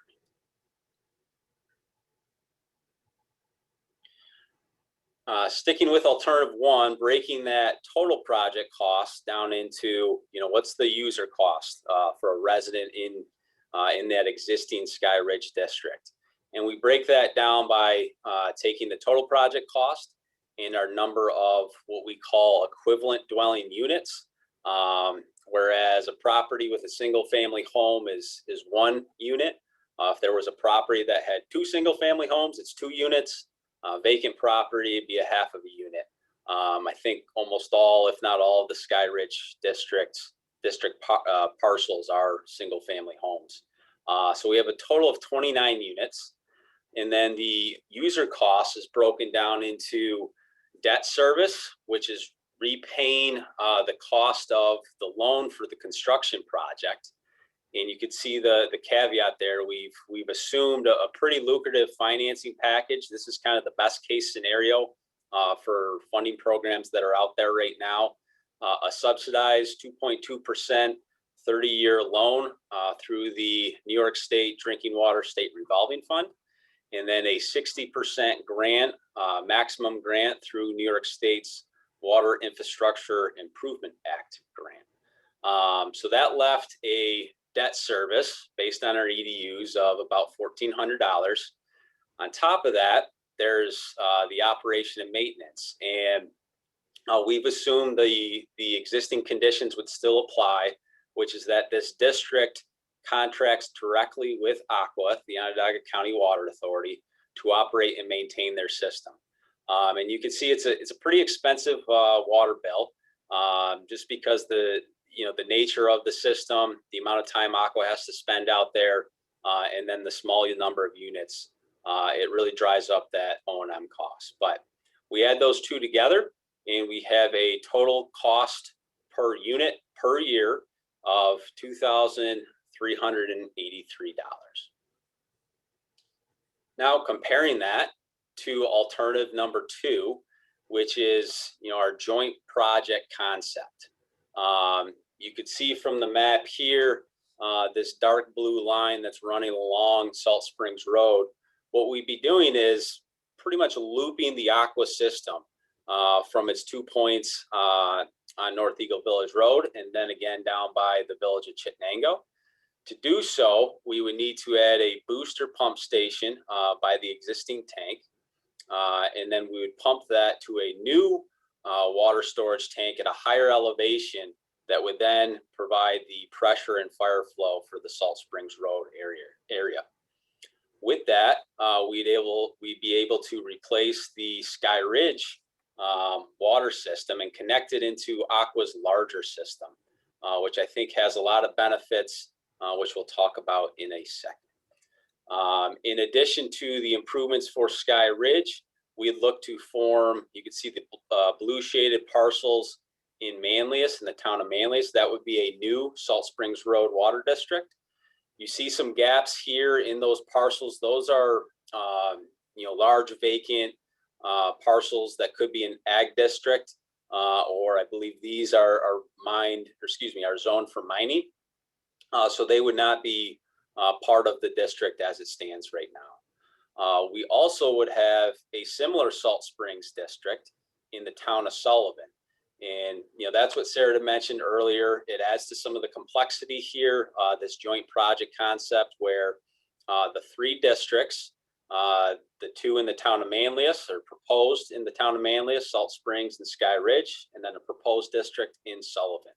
And everybody would be working together, kind of sharing in all the costs equally, because this system, really function as one, and everybody would benefit equally from that infrastructure.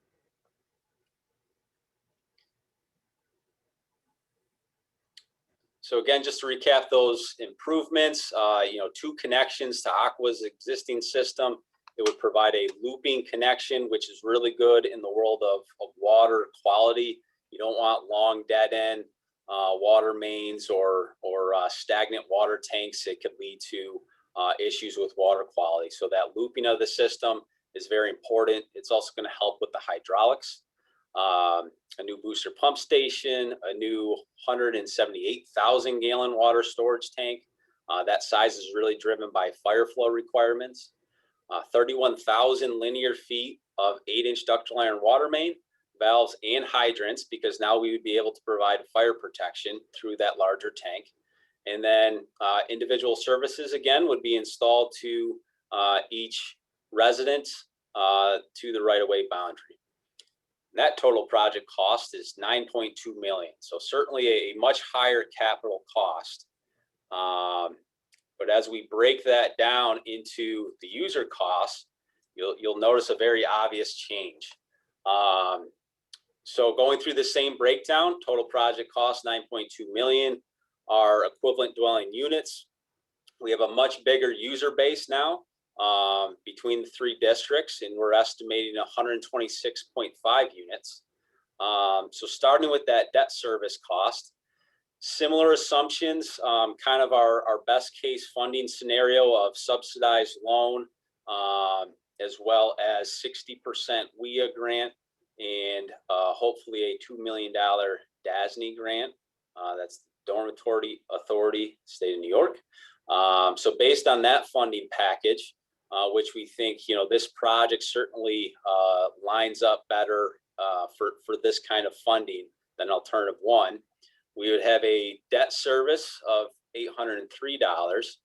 And then given this would be, a system that the towns could lease to Aqua and become part of their larger system, the Aqua bill is much smaller, $391, which I'll explain in the next slide here. That's really just based off of their user rates. Your cost per unit per year would drop down to $1,194. Now the Aqua bill, just to get a little bit into the weeds on this, but just so everybody understands, the way Aqua bills customers throughout their whole system is really based on these 4 different fees. The first is based off of water usage. So, every property's water usage is going to vary. We've assumed 150 gallons per day per unit. So that's for a single family house. So based off of Aqua's rate schedule, that would equate to $188 per year. There's a base service fee of $146 per year. There's a Metropolitan Water Board fee of about $21 per year. But I would note that residents in the town of Manlius, regardless of if they have water service or not, such as those properties on Salt Springs, they already pay that fee as part of their county taxes. So that would not be a new fee to folks in the town of Manlius. But in the town of Sullivan, for that district, they do not pay that. So as they become a water user and part of Aqua's system, that would also be added on through their taxes. And then finally, there's a hydrant maintenance fee. That again totals to the $391 per year, which is an estimate for a single family home. Now, if you recall, I had mentioned earlier that the potential project would be installing new water main and then water services, but those services would stop at the property line or the right-of-way boundary. And then from there, residents would be required to connect to that water service. So we put together a simple estimate for that potential connection cost. And I think this is probably the #1 question we get from residents. We certainly acknowledge that every single property is going to be different and their costs are going to vary. We're just trying to make some assumptions and give people an idea of how much they would be paying for that connection cost. It'd be done through a private contractor. So it really would be, outside of our hands. We can't dictate these costs. But generally speaking, to connect to the system, which you're not required to do, but if they were to connect to the system, there's an aqua water meter installation fee of $214. There's the service lateral installation. This is what they'd be hiring their private contractor to do. We've assumed a $1,000 base cost, kind of like a mobilization, for that contractor to get his equipment and his workers on site. And then about $25 per linear foot for copper pipe. One thing to note is that the copper pipe is required for an aqua system prior to the meter. So if the meter is installed in a pit out by the road, after that meter, a private property owner can opt to install any type of material that they might want, such as like an HDPE, a plastic type pipe that might be cheaper than copper pipe. If that meter goes in the house, then the property owner would have to install copper all the way to the house. If they did install that meter pit, it's about $1,000 to do that. And then a pressure reducing valve, if that is necessary, I think it's over 85 PSI, pounds per square inch at the road. There would be a requirement for a pressure reducing valve, about $100. So that one-time connection cost estimate is about $2,700 for the typical property. Of course, we do have a caveat and want to note that if there is shallow bedrock, that cost would certainly be more. We generally estimate about $135 per cubic yard if rock excavation is necessary.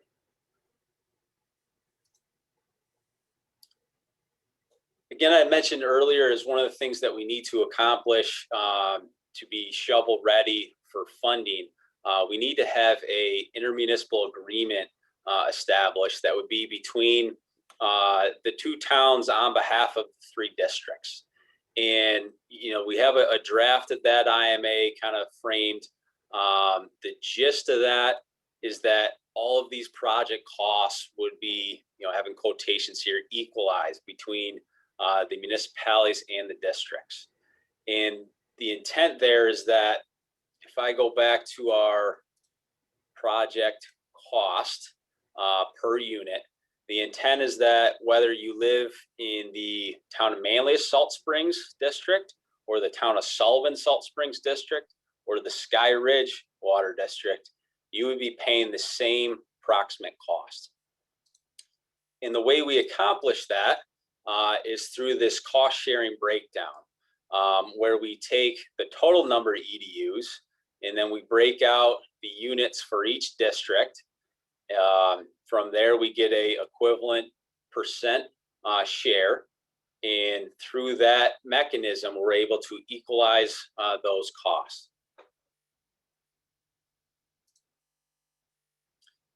Of course, potential funding always, priority for most projects, and I'd say particularly for this one, given that high capital cost in our number of units. I do feel like it's a very high scoring project in the eyes of the funding agencies. I certainly think that's, noted in some of the previous funding we've been able to secure for previous iterations of this project.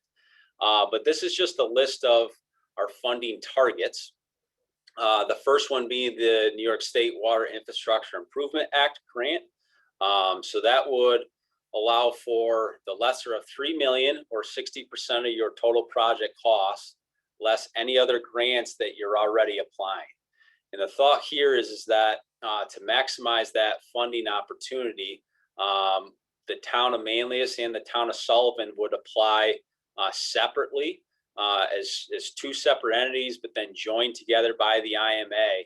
And in doing so, that should help to maximize that WIA grant, actually get us maybe more than $3 million. We're also hopeful through conversations with Assemblyman Sturpey's office that this project could receive up to $2 million from the Dormitory Authority, the state of New York. You know, with the grant funding, there's always a balance that needs to be financed, and opposed to the towns just bonding for those costs, that remaining balance themselves. They could apply for funding through the New York State Environmental Facilities Corporation's Drinking Water State Revolving Fund. I hope everybody's sick of the acronyms by now. But this program, it offers, you know, AAA market rate or subsidized loans. The subsidized loans are based off of the project score. You know, that score having a number of different factors, such as, you know, are we addressing an existing water quality issue, or, you know, pressure issue, fire flow, things that we talked about as deficiencies before. And we're targeting a 30-year, 2.2% subsidized loan that could be applied to this project. The town of Sullivan has a second option in addition to the EFC funding, and that would be rural development. That's through USDA. The reason the town of Sullivan could qualify for that has to do with their population, you know, being smaller than the town of Manlius. The town would have to apply for a special waiver, but they've done this successfully. You know, if so, they would be able to target a 38-year loan at currently a 2.125% market loan rate. You know, the caveat with these interest rates are, as you guys I'm sure know, with financial markets, you know, this is a snapshot in time of current rates, and those certainly are subject to change.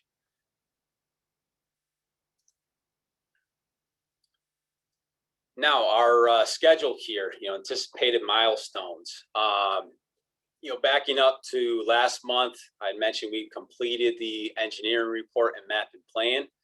So here we are in March today, that green arrow. And what we're hoping that the board will consider is initiate the environmental review process, acting as lead agency, as well as starting the section 202B. That's town law regarding improvements to existing district. Of course, that being Skyridge. To initiate that process, it would simply be scheduling a public hearing for your meeting in April. Just trying to jump through some of the milestones here. In April, we'd look to follow through on the environmental review and make a determination. We'd also have the public hearing for the 202B process and a board resolution moving forward with these proposed improvements. We'd also like to start circulating petitions to form the Salt Springs districts in both the town of Sullivan and town of Manlius. There's two different ways to form districts, one being Article 12. That's where residents actually sign the petition themselves. You know, you get over 51% of the total assessed value and your district is essentially formed. The other one, I'll just touch on it briefly, is Article 12A. It's kind of the reverse process where the board forms the district and then residents can actually sign a petition forcing a vote. But we've collectively as a committee decided that, you know, for public participation, Article 12 would be the best option. Hopefully by May, we'll be able to complete a bond resolution for the Skyridge improvements, that's the 202B, and review the draft IMA, and then have a status check on Article 12 petitions. Kind of jumping through this a little quickly, hopefully our petitions are complete in June to actually form the districts. Then in July, there will be a final resolution from the boards forming those districts, as well as authorizing execution of the IMA. And we're hoping that there will be WIA grant applications this summer. I just want to, you know, really note that We're assuming that the WIA program will be available this July. We don't know that for sure. The way it's worked in the past is that the state announces the program is open. There's usually about a 2 to 3 month period when that program opens up for a given year. And then when it closes, you really have to wait till the next round comes out, which, we don't really know when that's going to happen. So I'm just trying to impress the need to get through, everything we have listed here from, today's meeting all the way through July, so that we can be ready for any future grant applications, when they are posted. And if any of these things do not happen, we would not have a complete application, unfortunately. If all goes well, we'll be able to apply for, grants and financing in July, and hopefully have a grant award later this fall, such as in November. From there, 2022, we would finalize, the funding. We would hopefully get into a engineering design phase that would take us through the majority of the year, bring us to December 2022, submit, regulatory review drawings and specifications to, local and state Department of Health. From there, we receive our approvals. We could potentially be bidding for the construction phase in March of 2023, and then jump into construction that year, which would probably carry us to, 2024 for, final restoration and everything is completed. So next steps, some of the things I had touched on earlier, for shovel readiness, really to start this process, we need to, initiate that public hearing for Skyridge in the 202B process. And then we'll be working, towards the district formations for Salt Springs in both towns, town of Manlius and town of Sullivan via Article 12, that is petition. We also would like to start the environmental review process, and then we'll need to work towards executing the IMA, having bond resolutions passed, and then again, grant and financing applications once those previous steps are complete.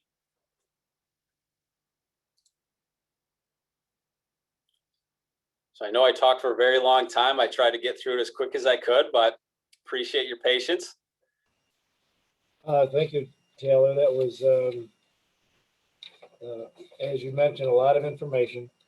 And I know we've seen some questions, Q&As, but of course it's not a public hearing, but those questions, since we're going to set a public hearing, those are the kind of questions that we will be asking people to send to us prior to that, the public hearing.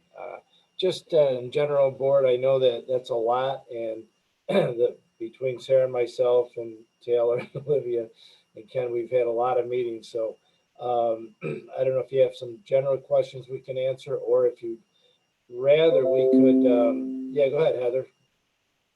Just a quick one. I don't know the details, and I guess there'll be a briefing tomorrow about this, but the federal funding that's being awarded to the municipalities, it may include water and sewer investments, I believe, needed investments. Do you have any indication that this project could qualify? I know that the Clear Path for Veterans is a part of the project, and I'm sure there could be, depending on what the people want, there could be probably a vision, and frankly, what we're doing within the comprehensive plan to articulate why we would want this investment for the future. But have you all discussed that already?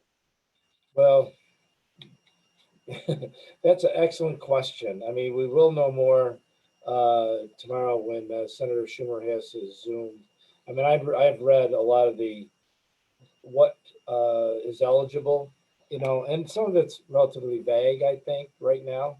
And I'm hoping that we'll have more detail tomorrow. And so if anyone's listening to me from the media, that's my answer to any of you who is emailing me today or earlier. Sarah, did you or Taylor have any thoughts on that part of it at all? I think it's a little early to know what the details will be for that. Yeah, there's a lot of questions that I had. Not to get into the muddy waters of that, but I did speak with Jerry Geist today, and he seems pretty positive. But again, it's from our executive director of the Association of Towns.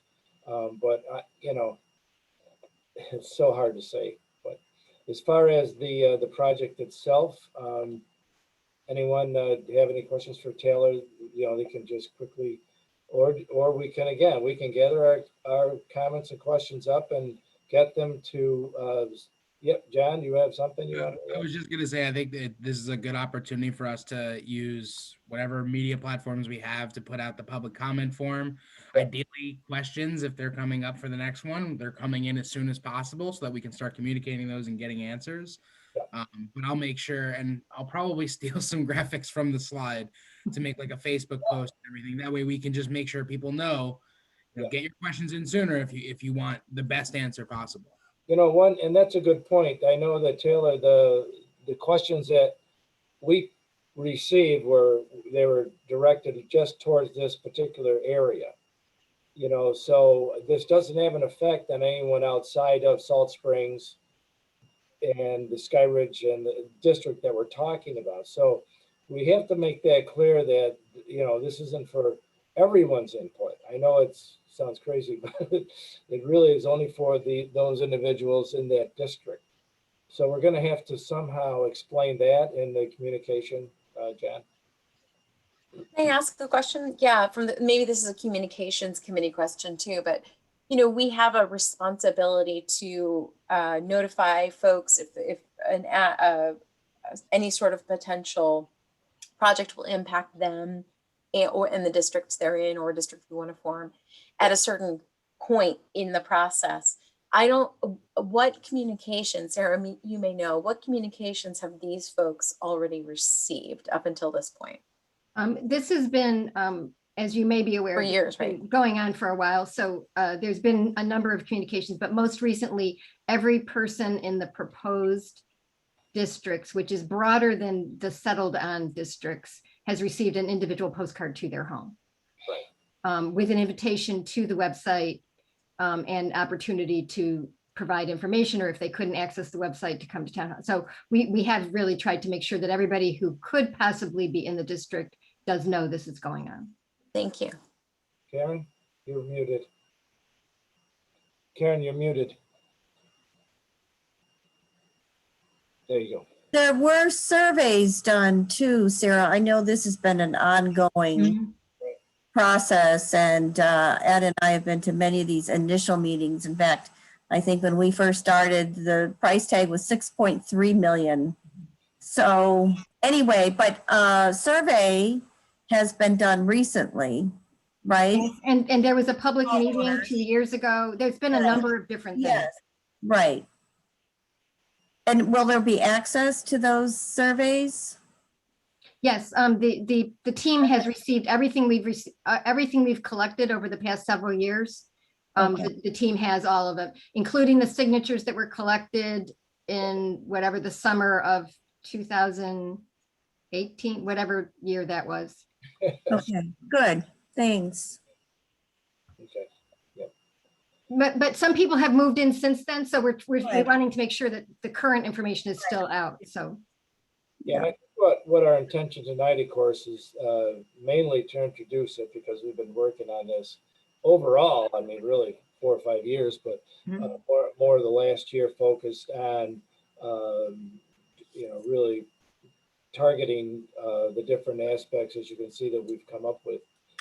So what I think tonight, what we would like to do is set a date for a public hearing. I believe that is our.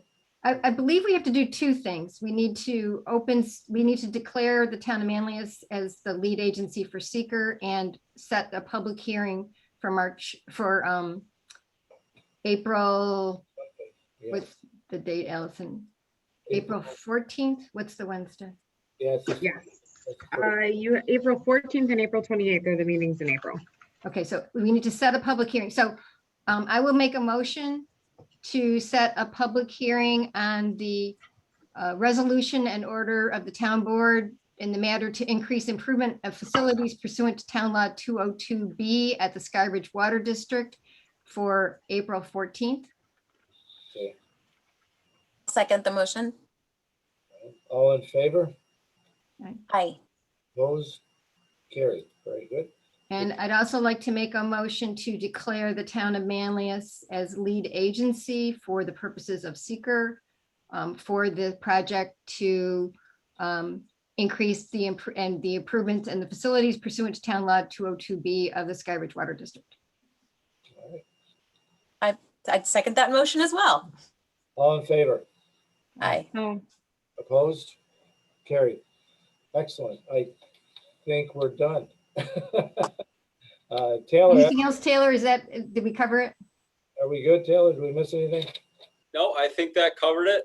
Again, thank you for the board's time tonight, and look forward to continuing to move the project forward. Very good. Thanks. Nice. Thank you. Thanks, Taylor. you. Thanks, everybody at DNL. Yep. Thank you. All right. Let me get a little organized here. Okay, so all right, we're moving on now. Item 11, which this is the employer health emergency plan.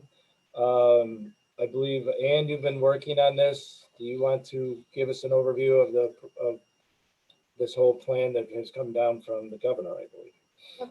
On September 7th, excuse me, the governor signed into legislation a requirement that all public employers have to create plans to protect workers in the event of another state disaster emergency involving a communicable disease. The plans apply to both state and localities, including school districts. The plans had to be submitted in draft form to any unions that we would have in the town, which would be the PBA, the Town of Manlius Police Benevolent Association, and the Highway Union, CSEA, prior to adoption.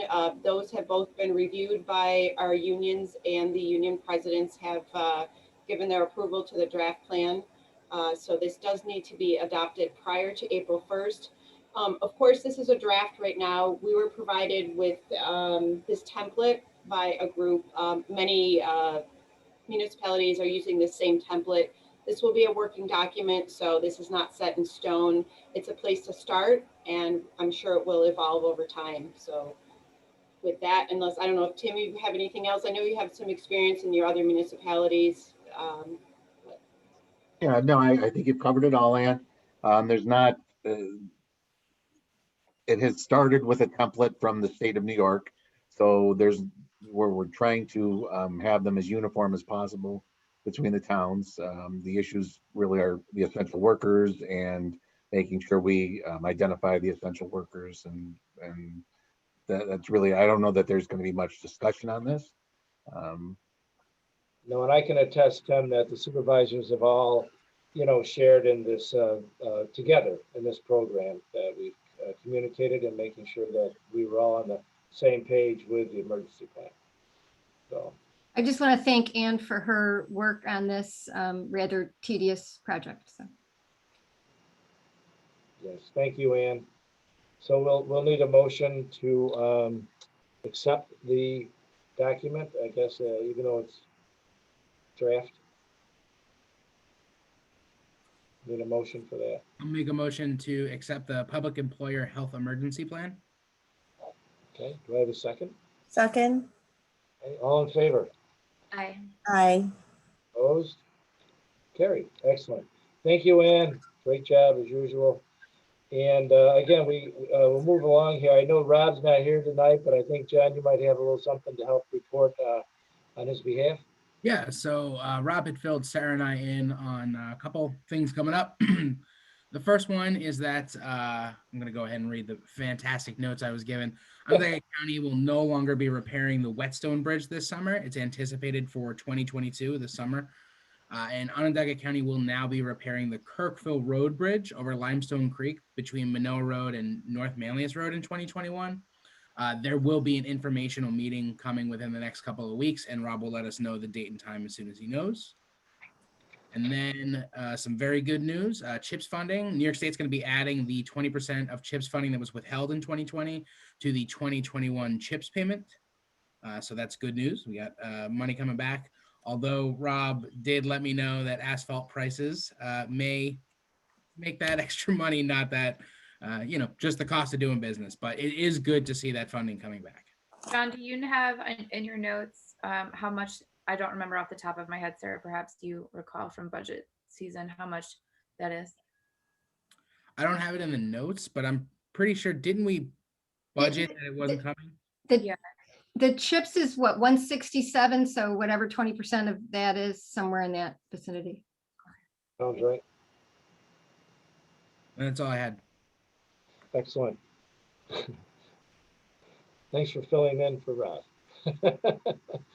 All right. Randy, do you have something for us? Yeah, we got a lot starting to pick up again. A lot of plan reviews are coming in, which is anticipated at this time of year. It's going to be a rush between March and June for permits coming in. The annual report finally came back from the state. They finalized it. It's printed out in the book at the front counter for everybody to take a look at if they choose to. Dave Corbett is now back in the office, working from the office. So that's a good thing. And that's all I have. All right. Doug, do you have anything to add? We've got those bids that Deb advertised. I see Deb on here. And we got the access agreements out to the neighbors with Tim's assistance over at Southview. We're moving forward. Good. Yeah, Okay. we signed all that stuff. So very good. Thank you, Doug. Yep.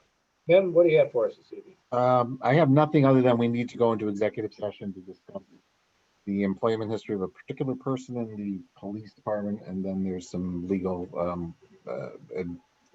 under attorney-client privilege. There's other issues that I have to talk to you about. Very good. Allison? I'm going to pass this evening to spare us some time. Oh, okay. We'll let it go this time. Chief, what do you have for us this evening? Just a couple things. Our calls for service are a little bit down compared to last year, but I still attribute that towards COVID. But unfortunately, our Part 2 crimes are a little bit up, which is a little disturbing, but we're monitoring that. Our vacancies for the police officers' positions, I've offered 2 conditional offers of employment to 2 individuals, but my goal is to send 3 to the academy. It's coming up in about 10 days, I think it is. And then lastly, Beer House, I reached out to Beer House on that training issue that we all discussed, and I did not get a response until this afternoon. So I'm going to follow up on that, and hopefully we'll be able to get that training done soon. Very good. Yeah, just keep us posted on that. Very good. Thank you, Chief. Ann, do you have anything for us tonight? Anything more? Okay. Thank you again for all you do. We have under 18, we have 2 committee reports tonight, 18-1 and 18-2. Sustainable Manlius. Okay, I believe, Caitlin, that's probably your report, correct? I think she might have been just parenting. Oh, did you hear, Yes, no, Caitlin? my daughter is stirring spaghetti on the stove and was asking me about chicken, so I apologize.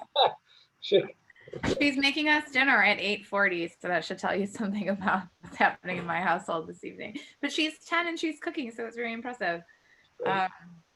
So this is for Sustainable Manlius, I'm assuming. Is that why I called on? I heard it go quiet, and I was like, I think this is supposed to Good turn, yes. So we had a really fantastic, very productive meeting. Actually, quite a few meetings in the last week. Last Thursday, we met with Amanda Mazzoni from the Central New York Regional Planning and Development Board, and and with Ryan Dunn and a couple folks from Town Hall to review the Clean Energy Communities program. And we have Vivian, that we have the we did officially get the letter from NYSERDA that we are a designated clean energy community. So it's a really big deal, and it's something to be proud of. So we'll be sharing that widely now that we've received the official letter. And this does qualify the town for a $5,000 grant that we can use towards a clean energy project like electric vehicles. So that was really informative. There's also another $100,000 on the table. And Amanda did review with us all the different projects that we might be able to take on, including things like passing the stretch code, which I've mentioned to Randy is a priority of ours going forward, to review community solar,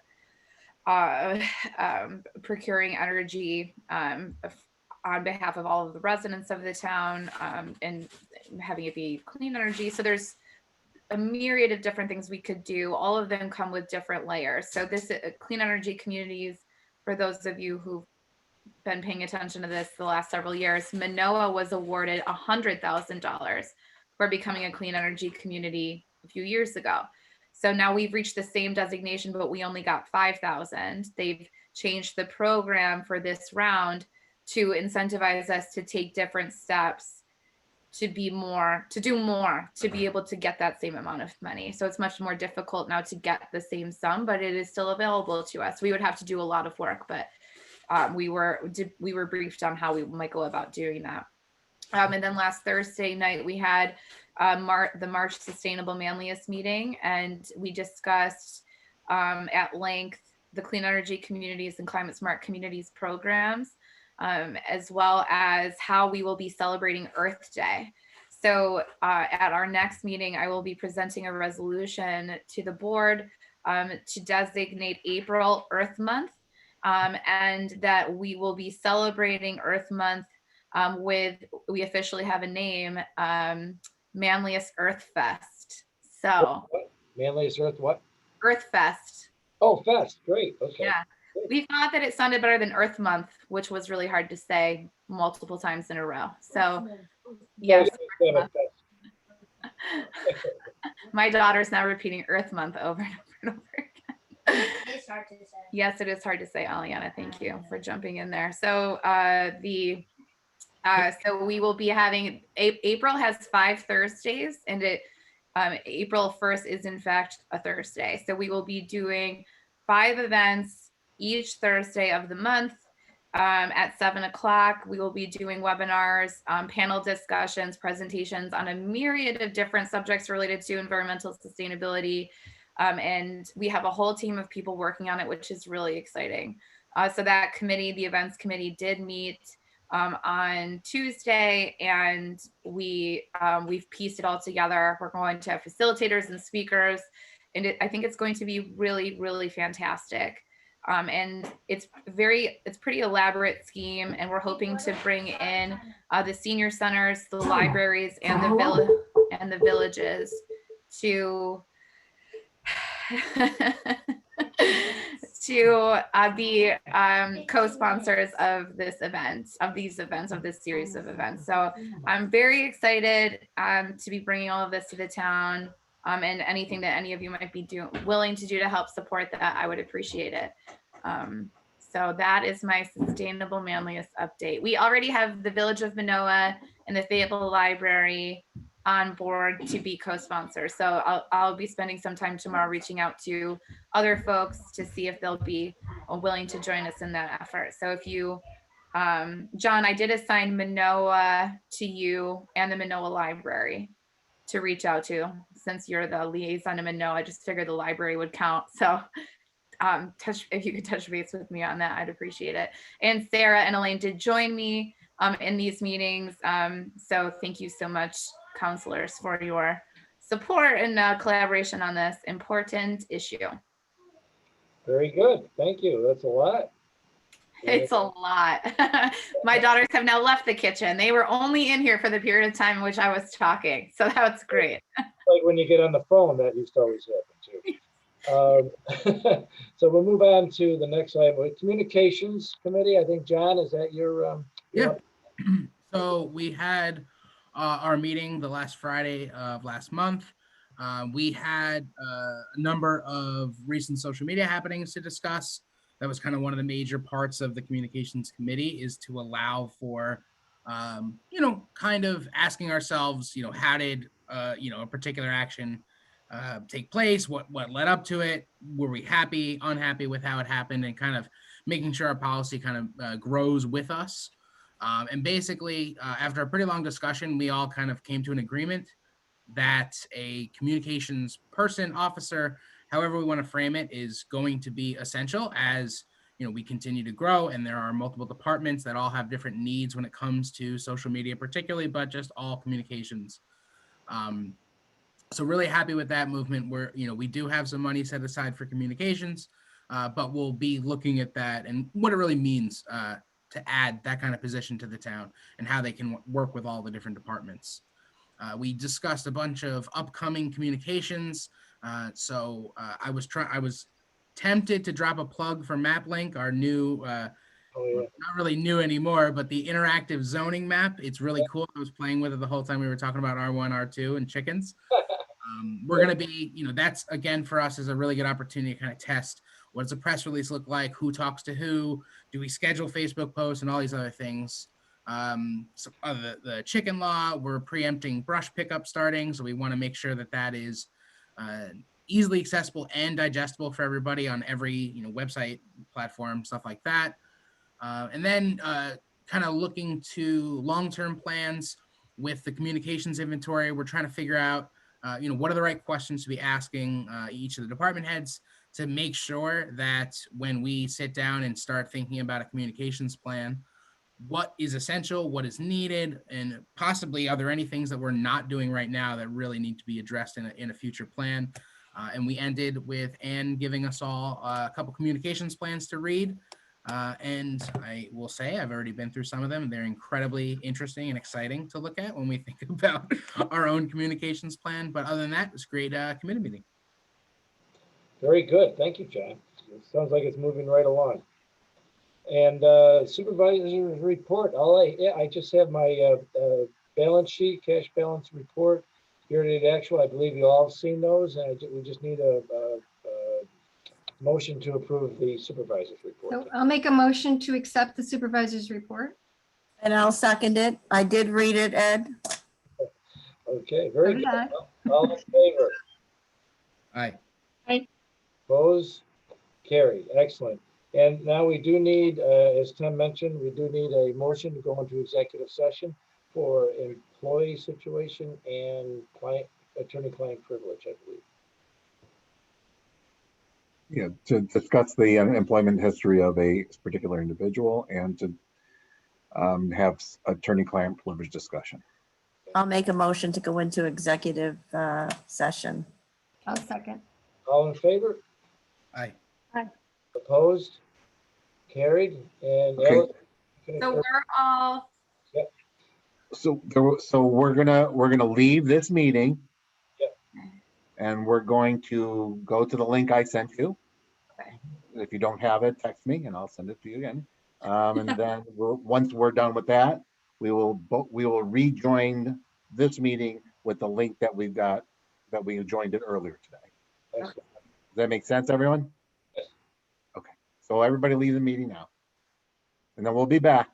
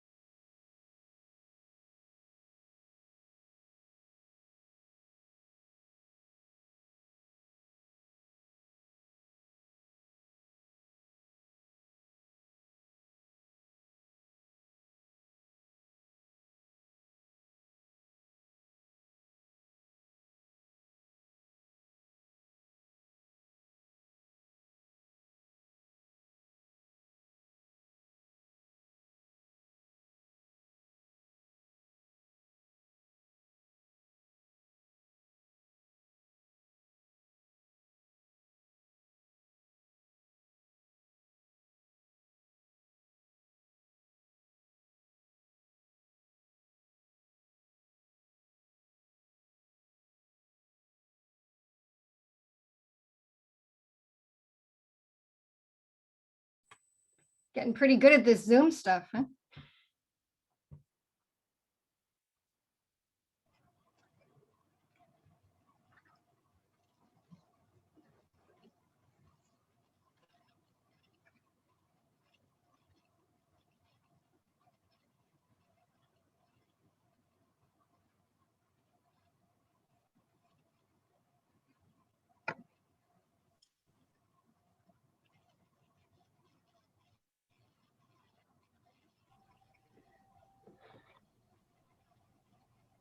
We lost Karen.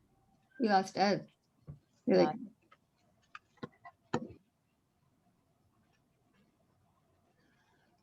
When I get really tired, my eyes disappear. So that's what's happening. They're like, just gone.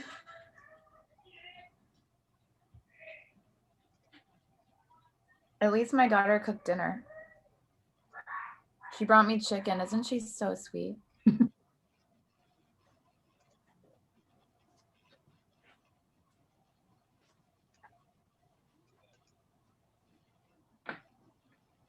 Okay, we're back. Everyone here? Mhm. All right, good. So Our gang's all here. I don't think we have any more business. So we need a motion to adjourn. So moved. John seconded. John second? Okay, very good. All in favor? Aye. Opposed? Carried. Everyone. Good night, everyone. Everybody. Everybody. Night. Nice job. Chief.